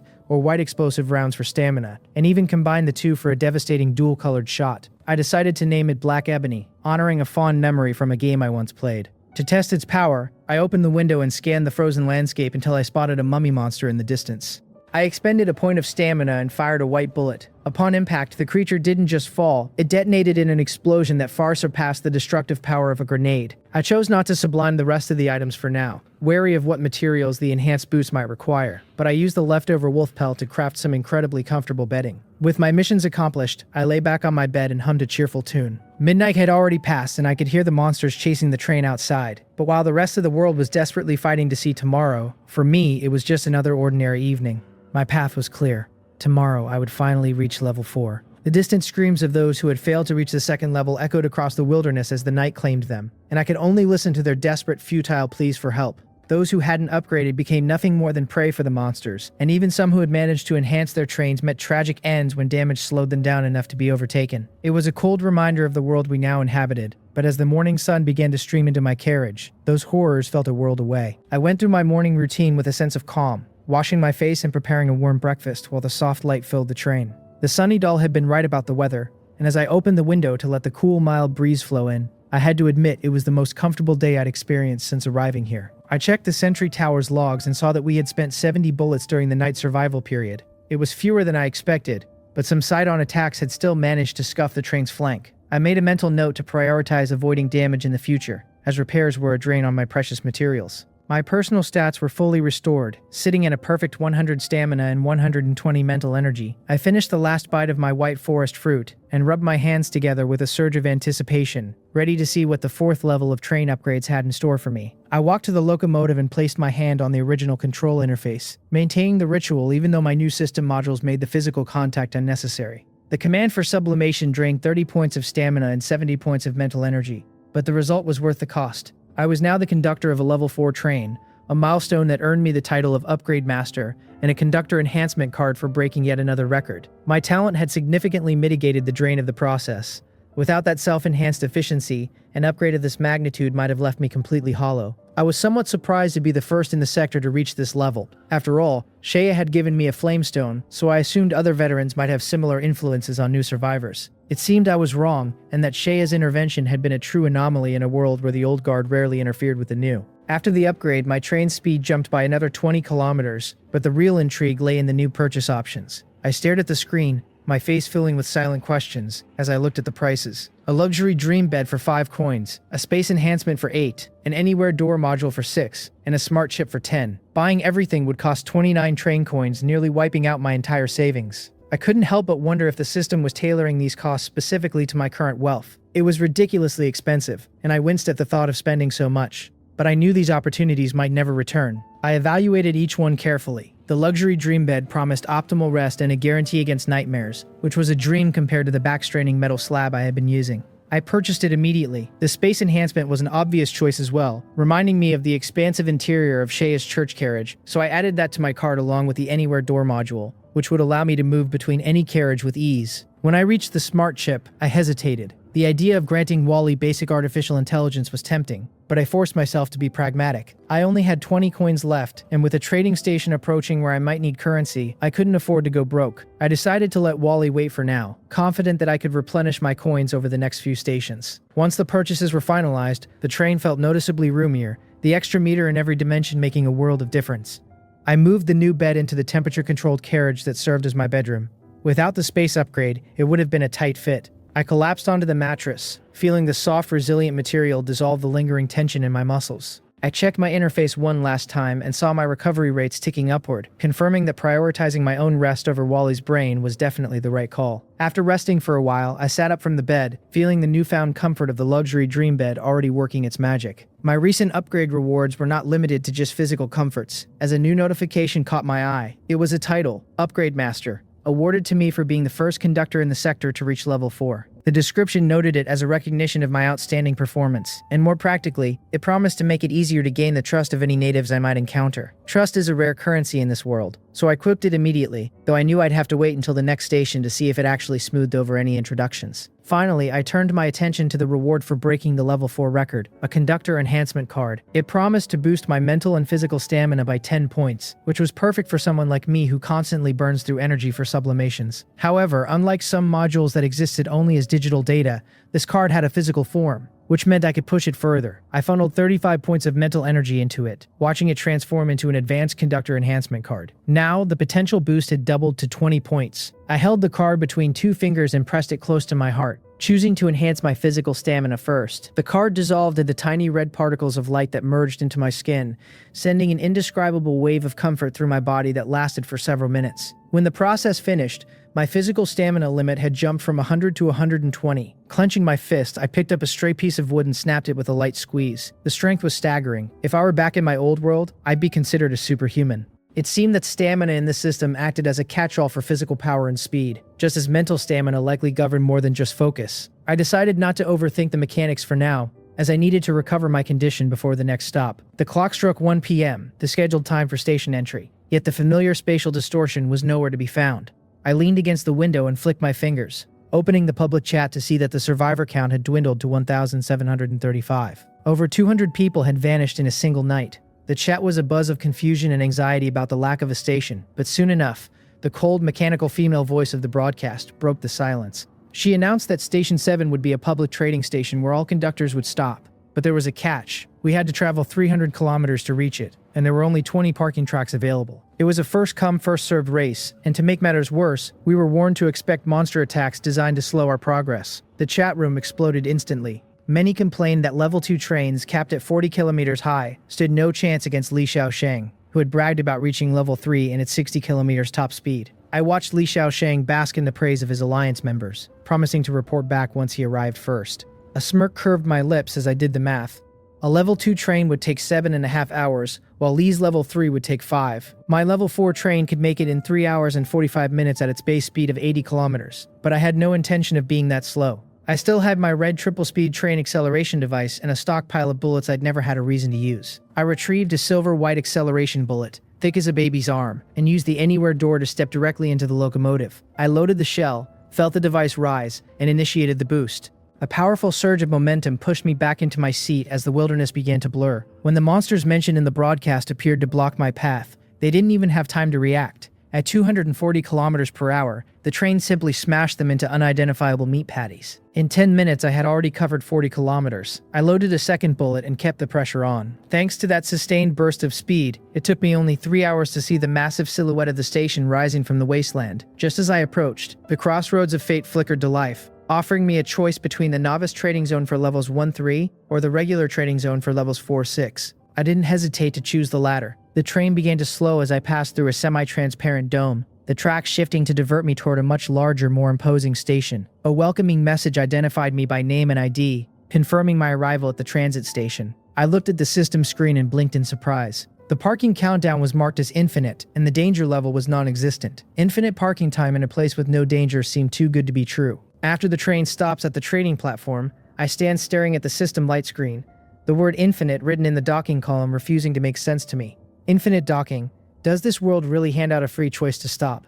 Just like that. I do not believe it for a second. While I am still puzzling over the line, a slight knocking sound reaches my ears, and I look up to see a figure of indistinguishable gender standing before the train door, wearing a white smiling face mask and a black military cap, waving at me. The vigilant sentry has not been triggered, so this is a person, not a monster. The smiling man tilts his head. His height of nearly 2 meters makes him look like a small mountain. He claps his white-gloved hands together and bows. He greets me with a soft welcome, addressing me as a respectable train captain and announcing that the guide for transit station platform number 2 is sincerely at my service.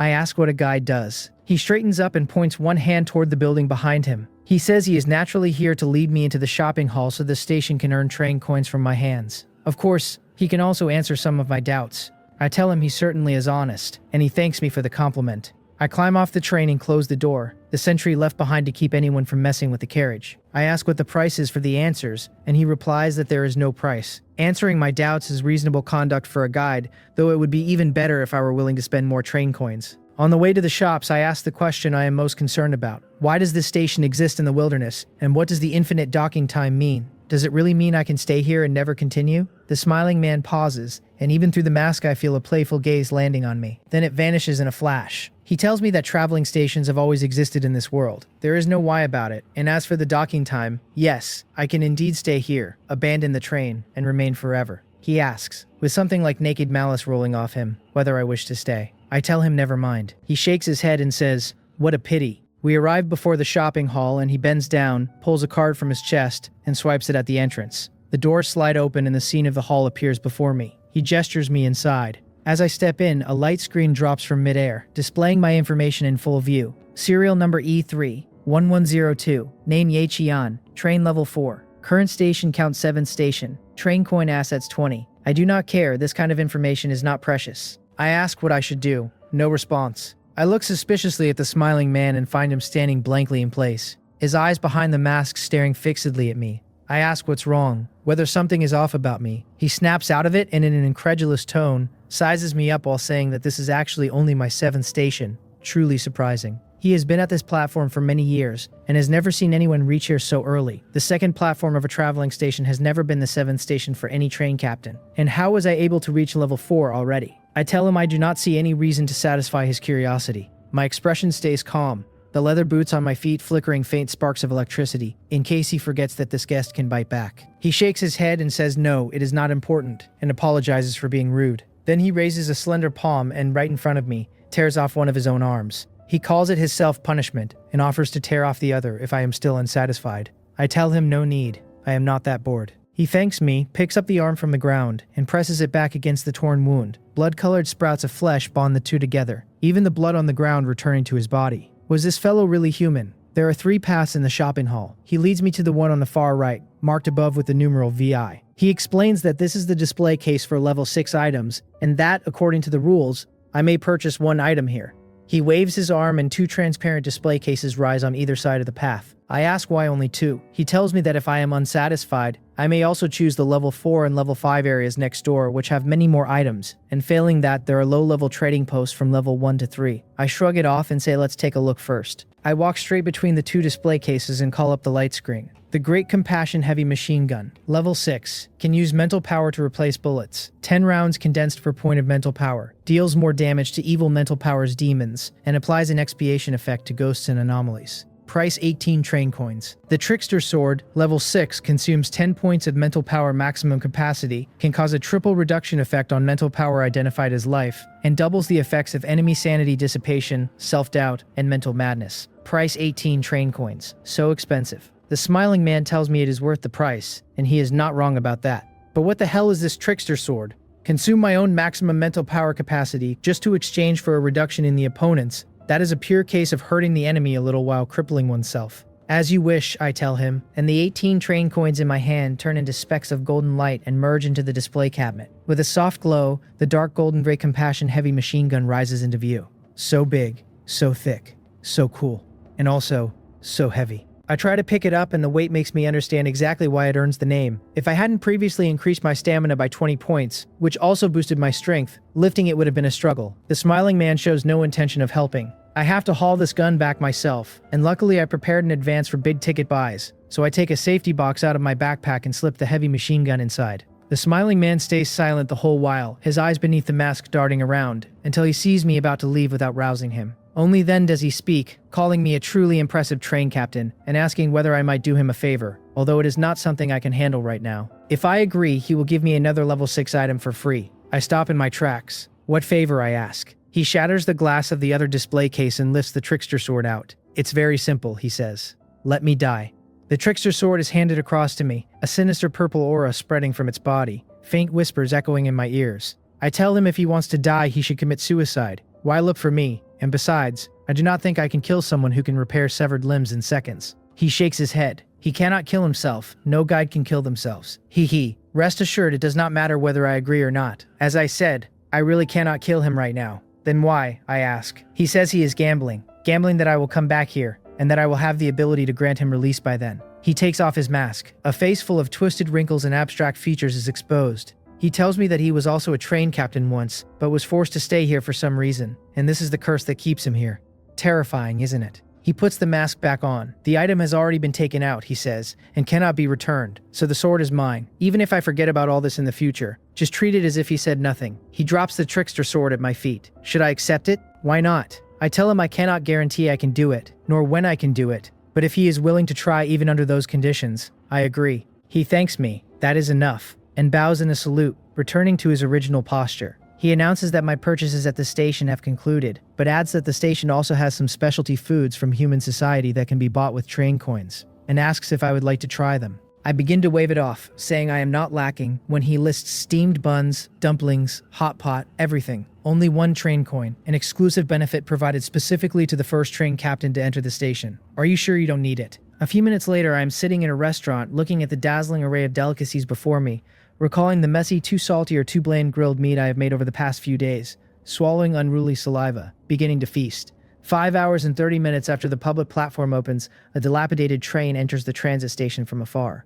It stops, and Li Shaosheng comes running out in a disheveled state, coughing and cursing the accursed monsters that set his train on fire. Good thing the speed was fast enough. Otherwise he would have been finished. Damn it, his carriages were all destroyed. Now his train only has the engine carriage left. The two carriages that originally stored quite a few resources were ambushed on the way. If it hadn't been for the speed, he would have been blown to pieces along with his cars. He punches the ground, takes a while to calm down, then looks across the empty platform with the corners of his mouth curling up. He declares himself the first. Ha ha ha. This time you must buy blueprints that can craft weapons, then trade the blueprints to others for flamestones. Then he can continue to lead. Permanent stop. Who wants to stop? He is the man who is going to become the protagonist. He stands up, sees the building ahead, and strides over. He does not know that everything he does is being watched by someone at this moment. In the ordinary trading zone, there is only one train on the empty platform, and I am sitting leisurely on the roof, enjoying a peaceful sunbath. The smiling man stands silently beside me. I ask him whether he is sure they cannot see this side from over there.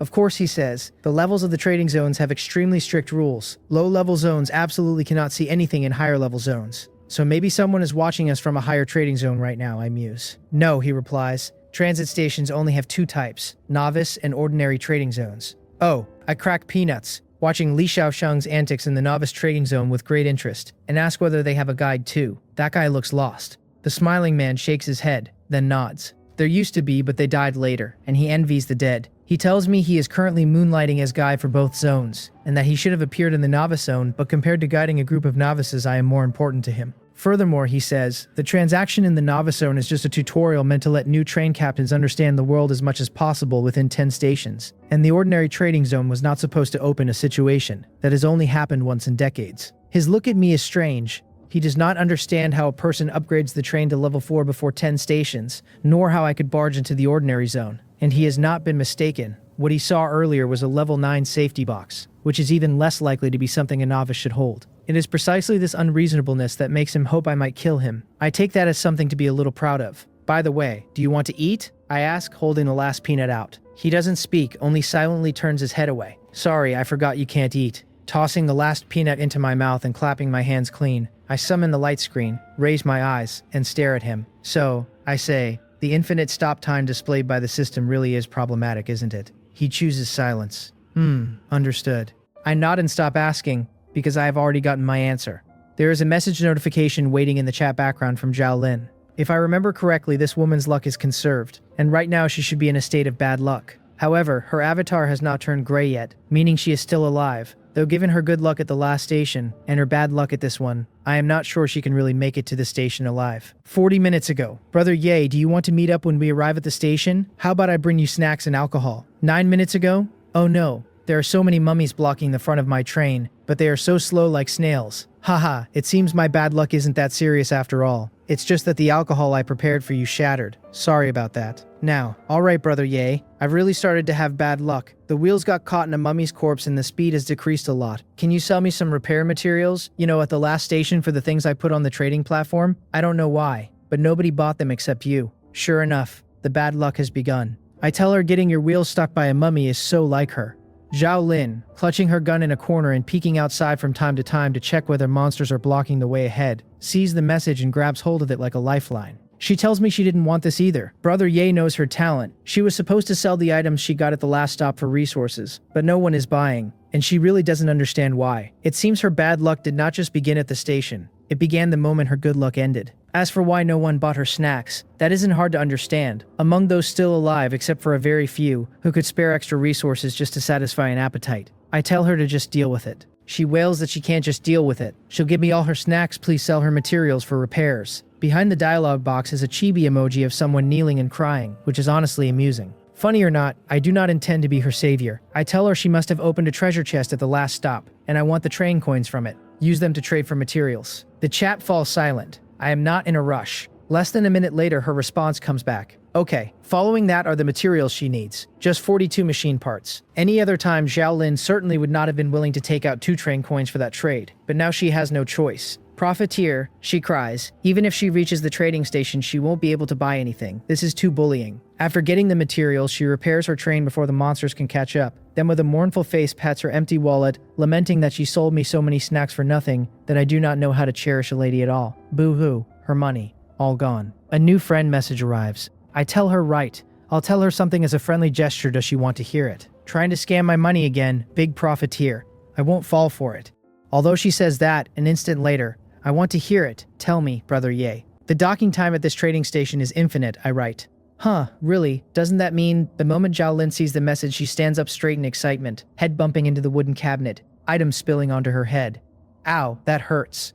She doesn't care about that and continues tapping. If I could stay here forever, wouldn't that mean I don't have to continue the adventure? As expected, if I hadn't warned her, she would likely have chosen to stay. Her talent keeps her constantly cycling between danger and happiness. Especially when facing great good luck, she does not feel surprised. She feels even more afraid of the next bad luck. That is terrifying. But this is a trap, right? She eventually writes. Otherwise, I wouldn't have told her in advance. She would have discovered it herself once she arrived. She takes a deep breath. The excitement gradually fades, replaced by helplessness and lingering fear. That's true, she says. How could this world ever let us off the hook? Even if she really stayed there, she would definitely face things even more terrifying than on the train, especially since her current stop is bad luck. How could anything good happen? Thank you, I understand. She is very smart. She got the answer from just one sentence. I do not say anything else. I only reminded her because this little hen occasionally lays golden eggs. Her living a bit longer will not hurt me. As for whether she dies in some future instance of bad luck, that will just be a pity. A second train enters the station with a deep rumbling. A woman with smooth waist-length black hair steps off the vehicle. She looks around and frowns slightly when she sees only one other train in the station besides her own. She takes out a light blue Japanese-style flip phone. She types out a question. Am I not at the station yet? I am already level 3. This train isn't mine, is it? I, who was playing Gomoku with the smiling man, hear the system prompt and look over in confusion, thinking that unlucky girl has gotten into trouble again. But when I pull up the light screen, it is Shangguan Yingshui. So that vehicle is hers. She has arrived quite fast. And how is she talking to me from outside? A mobile phone. I had not expected the woman to be the very one I have been trading with daily. That makes sense though, since besides me and Li Xiaosheng, she is the most outstanding among the remaining train captains. I am not there, I write back. A question mark comes back instantly. She wonders if she hasn't woken up yet. Rubs her eyes, then asks how. Li Xiaosheng said in the public chat that he was the fastest and hadn't seen anyone else, unless I am already level 4. Guess, I tell her. Boring. She closes the chat in annoyance, takes a deep breath, unable to suppress her confusion and shock. How on earth did he do it? Why is he leveling up so fast? She cannot understand it, so she has to accept it. She switches to the system station introduction. Docking time infinite, she reads. A boring trap, she concludes. She has absolutely no intention of staying. Following the sign, she finds the shopping hall. There are 3 paths here as well. Roman numerals I to 3. She chooses the third without hesitation. Just as she is about to enter, she sees Li Xiaosheng walking out. An exquisite marksman rifle appears from her phone, dark muzzle aimed directly at the top of his head. He swallows in fear, raises his hands, and points trembling at the warning sign nearby. No killing. 4 large characters written clearly. He stammers that he is Li Xiaosheng, that killing is not allowed here. Move aside, she says. He says he'll leave right now. Please don't shoot. Bypassing the gun barrel, he runs out 2 steps, still shaken, before suddenly remembering himself. He is Li Xiaosheng, the first to arrive here, the president of the Alliance. Since she was able to arrive after him, she must also be very capable. Can he invite? Bang. The bullet lands at his feet, a hair's breadth from piercing his thigh. The first, she repeats, blowing the smoke from the muzzle, looking at him as if he were an idiot. Heh.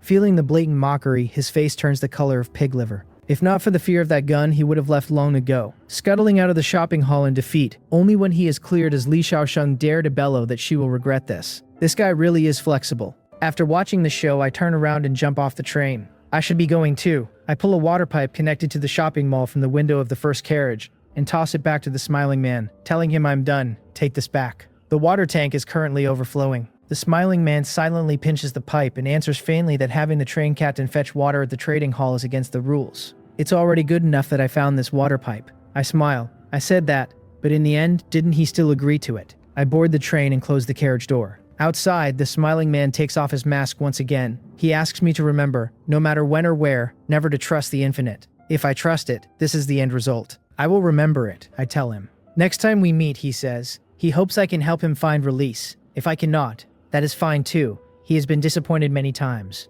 One more will not make a difference. Looking at his distorted and deformed features, I feel neither disgust nor fear. I shake my head, take out a blessed white forest fruit from my storage unit, and hand it through the window. Don't worry, I tell him. I will remember. Next time we meet, I will definitely help him find release. He takes the fruit, and I press the start button. At this station, the departure time is completely free. The train travels far, passing through the void-like screen ahead. Looking back, the station that had existed behind me has already disappeared. Although it is a station in the wilderness, it is still a bit different, isn't it? There are too many secrets in this world, not something I can figure out right now. Throwing myself onto the bed, I call up the system light screen and begin to tally my gains.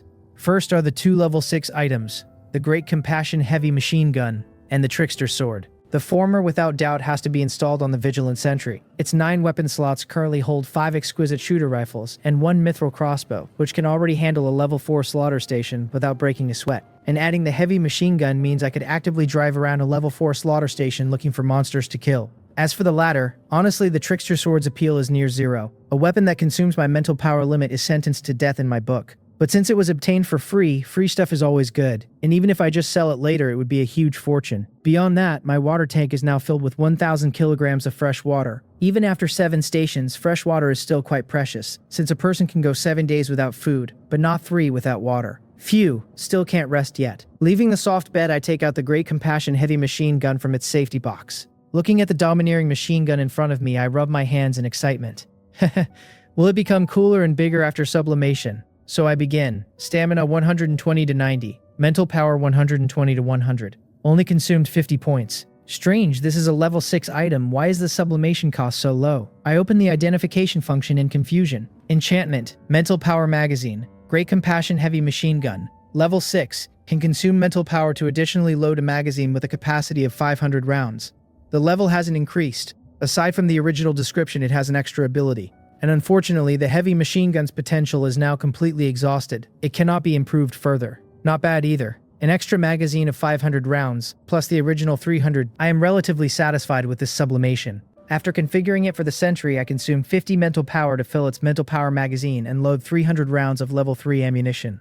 This sword, forget it. I do not plan to use it, so there is no point in sublimation, and the Trickster Sword is tossed into the last slot of my storage unit. It is still early. Today is going to be very idle, so I might as well sublimate this thing too. Pure earth-binding stone. When at the level 4 slaughter station, I had thought about sublimating it to ensure the train wouldn't be invaded by evil mental powers. But later the Sentry was so fierce that it almost cleared out the station, and the matter was shelved. Stamina 90 to 40. Pure earth-binding stone to pure purification stone. Level 5. Placed anywhere on the train, it can keep the interior in a pure state, immune to filth, interference from evil mental powers, and invasion by evil. Potential exhausted. In my hand, the already smooth stone has actually become somewhat transparent, the cold and hard touch carrying a strange softness. The stone itself emitting a faint glow that should make a fine nightlight. I buy a wall-mounted ornament on the trading platform and place it in the center, directly facing my bed. Looks good. Phew, finally got it all done. Casually taking out a white forest fruit, I lie comfortably on the bed and open the light screen to check the public chat. By now, others should be arriving at the station soon. So Li Xiaosheng didn't tell them about the infinite stopping time. It should be known to everyone soon. How many people will fall into this trap? The chat. 1574 divided by 1000. Damn. Finally about to arrive at the station. I'm truly exhausted from this trip. Whoa, you're that fast. Did you upgrade your train's wheels? Hey, I got a blueprint in the first few stations that allows using manpower to increase speed. Otherwise, I wouldn't be so tired. Didn't Li Xiaosheng say he would send out the news once he was first? Why hasn't he sent it? Brother Li said he would send it to members of the Alliance. You aren't in the Alliance. Why should he send it to you, idiot? Heh. Why is there always someone willing to be someone else's dog in this world? So disgusting. If he doesn't send it, I will. A train captain who used manpower to increase speed enters the transit station, becoming the 4th person to arrive here. He pants heavily, walks out, and sees 2 trains parked nearby. Whoa, besides Li Xiaosheng, there's someone else who arrived so fast. There are still other big shots out there. After envying them for a moment, the system light screen appears before his eyes too. Forward station. What kind of name is that? Sounds terrible. Stop. Stop time. Infinite. Holy crap. A screenshot is quickly sent to the public chat. Holy crap, holy crap, holy crap. My eyes must be playing tricks on me. I read what was posted backwards. What a pity. +1. What are you guys focusing on? The stopping time is infinite. If we stay at the station, does that mean we never have to go to the next one again? The one above is +1. As expected, after learning about the infinite stopping time, some people start getting ideas. Shangguan Yingshui, walking out of the shopping hall, scoffs at the conversation, takes her gains, boards her train, and leaves. Unlike her, Li Xiaosheng does not leave, although he doesn't intend to stay either. The alliance he established has already agreed to meet here. Furthermore, he has a plan to harvest resources. Since the docking time is infinite, as long as his alliance blocks the 20 tracks, everyone else will have to wait outside. If they don't pay the toll, they can forget about entering. As time passes, more and more people arrive. Among them, thanks to the basic resources he provided, his members arrive faster than the rest and occupy the vast majority of the 20 tracks. Those who arrive later can only stop outside and be attacked by the constantly appearing monsters. They huddle together for warmth and curse him in the chat. Li Xiaosheng, what do you mean blocking the entrance? Hurry up and let me in. Is this station run by your family? Why should you demand resources? Damn it, 1 train coin for passage. Who do you think you are? What an idiot. Wait until I get in, I'll kill him. Heh, who told you to arrive late? If you had been able to enter first, you could have done the same thing. If you're incompetent, you're incompetent. Brother Li is doing the right thing. The members who benefited join in flame wars with the others. With more and more monsters appearing outside, some choose to compromise and pay the toll. Li Xiaosheng experiences the taste of power for the first time. As expected, he came to this world to be the protagonist. He cannot wait to show off, so he pulls up his light screen and enters that deeply memorable ID. Ye Qian, I am the only one he will never let in. Fetching water, watering the tree, I skillfully pluck a fruit and take a bite. This still tastes the best. I'm getting a bit tired of eating big fish and meat. If anyone else heard that, they would probably be furious. The light screen hovers beside me, displaying my private chat interface, when a message appears. Li Xiaosheng, why is he looking for me again? I ponder a moment, and since I have nothing to do right now, I decide to see what he has to say. Yi Qian, this is your last chance. Hand over that rifle blueprint and I will consider letting you enter the platform. Otherwise, you can just wait outside and die. Enter the station. I left the station ages ago. And with that tone, did I do something to offend this guy? Another message arrives. What? Too scared to speak? Haha. To tell you the truth, even if you hand over that blueprint, I will definitely make sure you die outside. Do you really think a low-level rifle blueprint is precious? I will pay you back double for the humiliation you caused me. No wonder I always thought he was weird. So he's just a psycho. Deleting him earlier was definitely the right move. I cannot be bothered to deal with this psycho, so I tap the light screen and reply with a single word. Oh. Then I block and mute him, completely cutting off contact. Inside the station, Li Xiaosheng, who has been waiting for my response, sees the word "oh" and instantly has veins bulging on his forehead, frantically tapping his light screen, sending a long string of messages only to find the send option has turned gray. Blocked, he dares to block me. His face turns bright red, looking as ugly as a big-headed clown about to explode. As time passes, even without paying the toll, the number of people entering the station continues to increase, because his plan has a huge and obvious bug. There are 20 tracks, and the prerequisite for keeping people out is keeping all 20 occupied. When outsiders pay the fee, someone occupying a track must leave first, then notify the next person to follow up. But this way, the occupying members keep leaving, and once outsiders enter, they don't listen to him at all, staying if they want and leaving if they want. If it weren't for some who, upon learning of the infinite docking, decided to try staying, the 20 tracks would have long been impossible to keep occupied. And among those, quite a few are his own alliance members, who have no intention of leaving. The alliance's gains are minimal. This makes Li Xiaosheng, who has already spent a large amount of materials upgrading wheels and speed for his members, look increasingly grim. The so-called alliance was never solid to begin with. Everyone joined just to freeload materials, and when it actually came time to do something, lip service counted as high moral character. Furthermore, he could form an alliance and others could secretly plot to snatch resources from his hands too. He spends his days showing off supplies. Everyone knows how wealthy he is. If this continues, he will become the most conspicuous fat sheep. The members' gazes toward him are gradually changing. With no other choice, he has to slink away from the station, the trash plan having failed even to recoup the capital he spent on the others. Li Xiaosheng's departure does not mean that everyone can enter at will. The 20 tracks are firmly held. Even those still outside who would spend resources to enter find no one paying attention, because those who remain there have no intention of leaving. They feel that regardless of how long they can stay, or whether there are food and supplies, as long as they don't get on the train and don't encounter a new station, they can live a few more days. Zhao Lin, currently suffering bad luck, is one of those unable to enter. With a mournful face, she hugs the gun she bought from me tightly, only this bringing her a sliver of security. Did I not die inside the station? Am I going to die outside? Woo. Why am I so unlucky? Outside the train, the sounds of monsters can be vaguely heard in the dark wilderness. She curls into a corner, covers her ears, buries her head. As long as she does not hear them, she will pretend the monsters do not exist. 24 hours. A strange bell chimed suddenly. All the monsters gathered outside scatter and flee as if they have sensed some kind of terror. Zhao Lin looks up in confusion and stares out the window.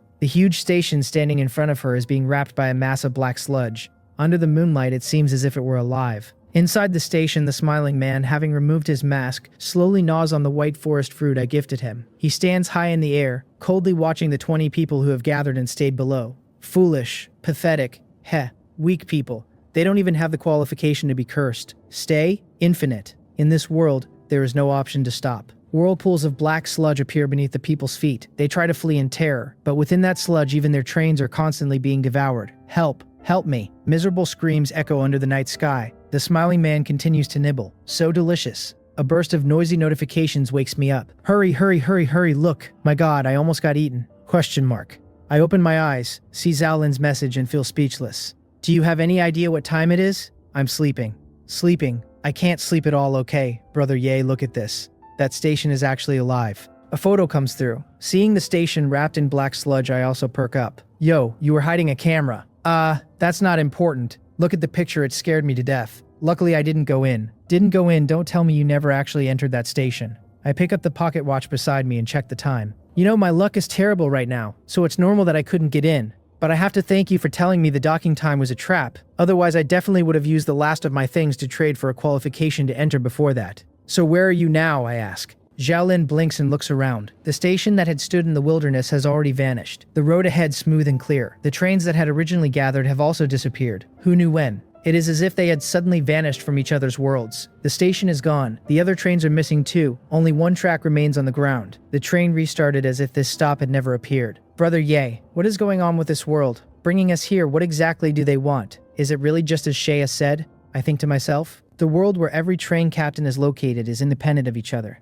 Phew, just how many worlds are there? It's truly unimaginably vast. After a small sigh, I turn over to a more comfortable position. Don't think so much, I write back. Instead of having time for that, you'd be better off sleeping more. Don't forget we'll arrive at the next stop tomorrow at 1 o'clock in the afternoon. Oh, you're right. Good night. The chat ends immediately. Beneath the wilderness in the middle of the night, only the roar of the passing train echoes. Who knows what will happen next? Early morning, 6:30. A cold broadcast voice wakes everyone still sleeping. We will arrive at the 8th stop today. There are 2 stops left before the end of the novice period. After the 7th stop is completed, the survivor's incentive reward will be distributed. Different amounts will be distributed according to the order of arrival at the 7th stop, the public trading station. The first to arrive at the public trading station will receive 4 train coins. The second place gets 3. The third place gets 2. Other arrivals receive 1 train coin. Those who fail to enter the station get no reward. Today's weather: clear skies. Remaining number of people in the current E3 block, 1204. The block merger will take place in 3 hours.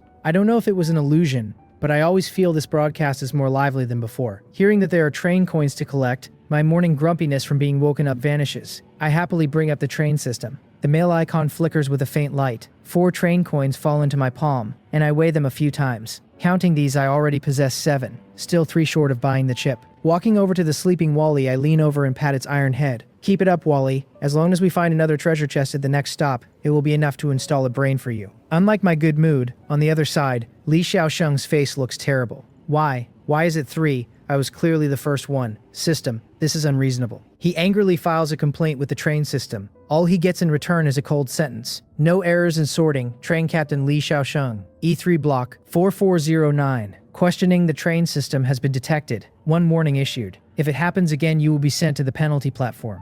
Damn, then who exactly was it? Who could possibly be faster than me? Compared to his reaction, Shangguan Yingshui falls into deep thought after receiving 2 train coins.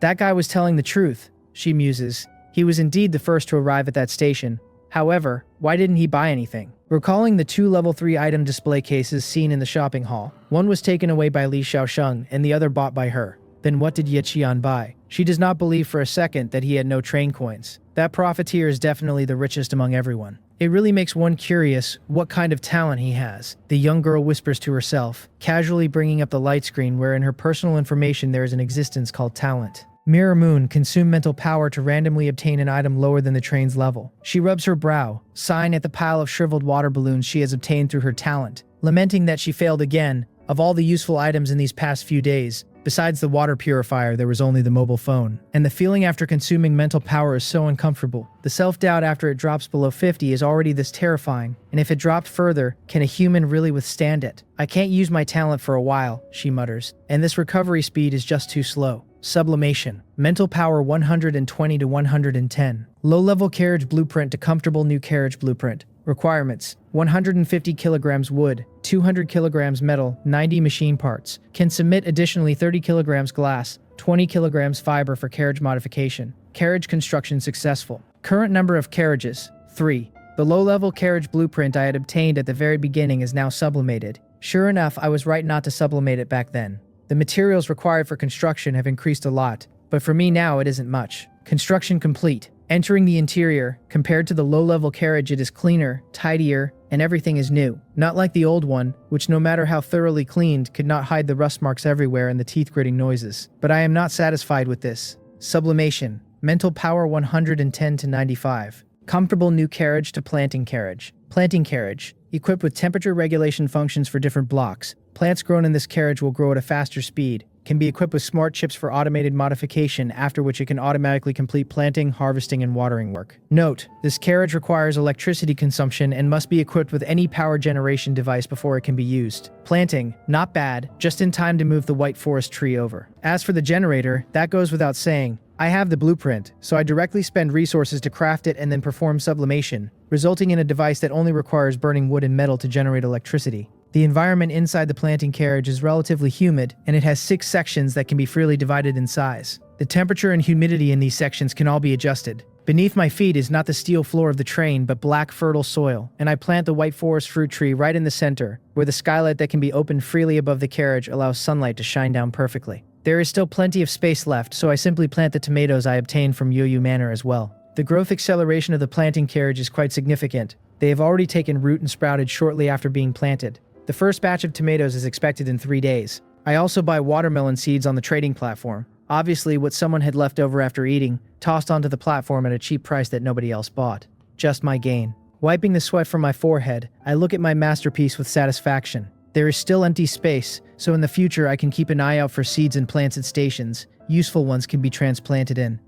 Nothing else on the trading platform feels urgent right now, and the blocks are about to merge anyway. Train conductors and other blocks will surely bring new trade products. 9:30. Once the 3 hours are up, the broadcast rings out right on time. Starting block merge. D56, D119, E3, E19, E28, E103 totaling 10,000 people. Starting merge. Merge complete. Current number of people, 1000 divided by 1000. Nothing earth-shattering happens. Only the number of people in the chat keeps climbing until it returns to the initial 10,000. On the public screen, lines of scrolling text make people feel as if they have returned to when they first arrived in this world. Holy crap, it really merged. Hey, can the brothers in other blocks see this? We can see, haha. Finally someone to chat with again.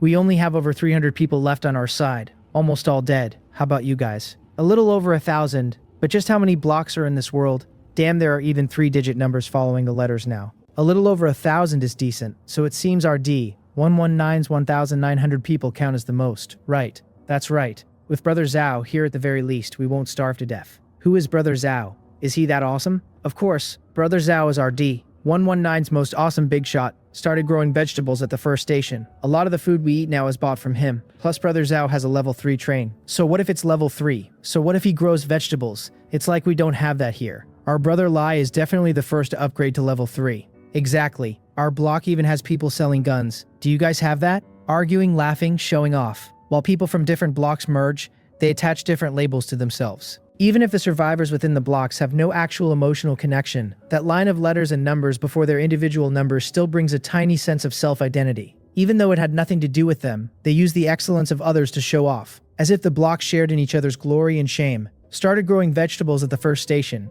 As expected, there are capable people among the survivors. Tisk tisk. I'm still too weak, it's almost the 8th station and I've only just started growing vegetables. I'm way behind. I shake my head with a sigh, take a bite of a white forest fruit, and open the trading platform I am most concerned about. Since the blocks merged, the platform should have merged as well. Sure enough, inside there is a significant increase in items and supplies. Each block has its own situation. Just like that D119 from just now, they seem more inclined to sell food, but no seeds or anything like that. This is normal. After all, with someone who started farming at the first station, most of D119's seeds would naturally end up in his hands. There's quite a lot of stuff. Let me see. After browsing the trading platform for a long time, I buy a few changes of clothes, a bar of soap, a toothbrush, and toothpaste. The price is neither high nor low, and very few people buy them. Most are still struggling to survive, and few would spend resources to improve quality of life. With these things, I simply splurge a little. I also buy a large wooden barrel, fill it with clean water, strip off my clothes, and jump inside. Hiss, ha. The water is very cold, but it feels very comfortable. I squint my eyes in enjoyment, body constantly relaxing in the water. All my fatigue dissipates at this moment. After taking a bath and changing into a clean set of clothes, I lie on the large soft bed. If not for the roaring sound of the wheels by my ears, at this moment none of the train survival stuff matters anymore.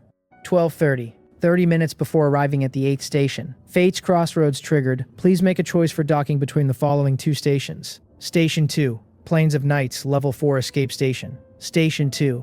Plains of Nights, Level 4 Mission Platform. It is another new type of station. Escape. Judging by the literal meaning, it isn't a good place, and this station is even named Labyrinth. In contrast, the second option is a mission platform, which I have already experienced many times, and the gains here generally aren't bad. Select Station 2. Station selection complete. Please sit tight and hold on. The 8th station the train is arriving at ahead is Plains of Nights. The train moves forward, slowly accelerating as time passes. A distortion appears in front of the train. When the hour hand on the pocket watch points to 1, the entire train passes through the void. The world outside the window changes in an instant. Current station, Plains of Nights. Available docking countdown, 9 hours 59 minutes and 59 seconds. Good luck. This station, danger.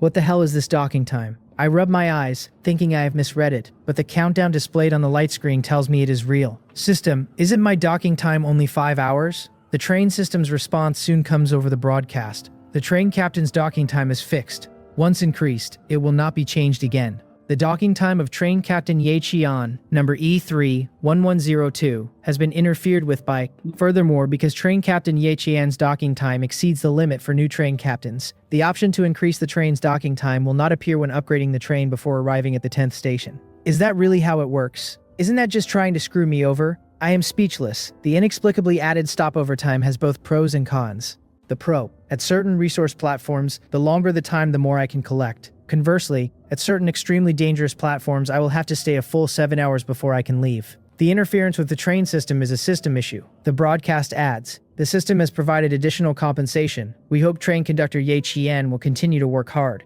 Forget it. I will just be more careful next time. Since things have reached this point, there is no other way. I shake my head, walk straight up to Wally, and insert a coin. Wally initializing. I tap his iron head, a smile appearing on my face. Good luck, Wally. If you find a treasure chest at the station, I'll install a brain for you. Watching Wally roll out, I press the door opening button. Just as I am about to step out, the sound of hoofbeats catches my attention. I see a knight clad in tattered armor, riding a gaunt, rib-protruding old horse, charging toward the train with a rusted spear in hand. Enemies. So fast. But if this is an enemy, this is just too shabby. After a moment of thought, I stop the sentry from firing. This is a mission platform. Based on past experience, the first person encountered is related to the mission. I let the knight approach. I walk out, draw my gun, and fire. A bullet lands precisely at the feet of the old horse. The horse is startled and immediately flips over, throwing him off. Ouch. The knight's helmet rolls aside, revealing a cardboard core inside. So weak. That is my first impression. His face is haggard, his skin dark, his sparse grayish beard covered in mud, his frail body looking as if a gust of wind could blow him away. Yet there are those eyes. Even from a distance, I can see the fanaticism and persistence in them. Sir, are you all right? I do not know what to call this old man, but judging by his look, he seems to be a real human being. He says he is fine. Wait, am I a human? Why did I come out of the belly of a giant dragon? Ah, he understands. Have I already killed that giant dragon? Heavens. I have conquered the dragon. I am a great dragon knight. Giant dragon? Dragon knight. What is all this nonsense?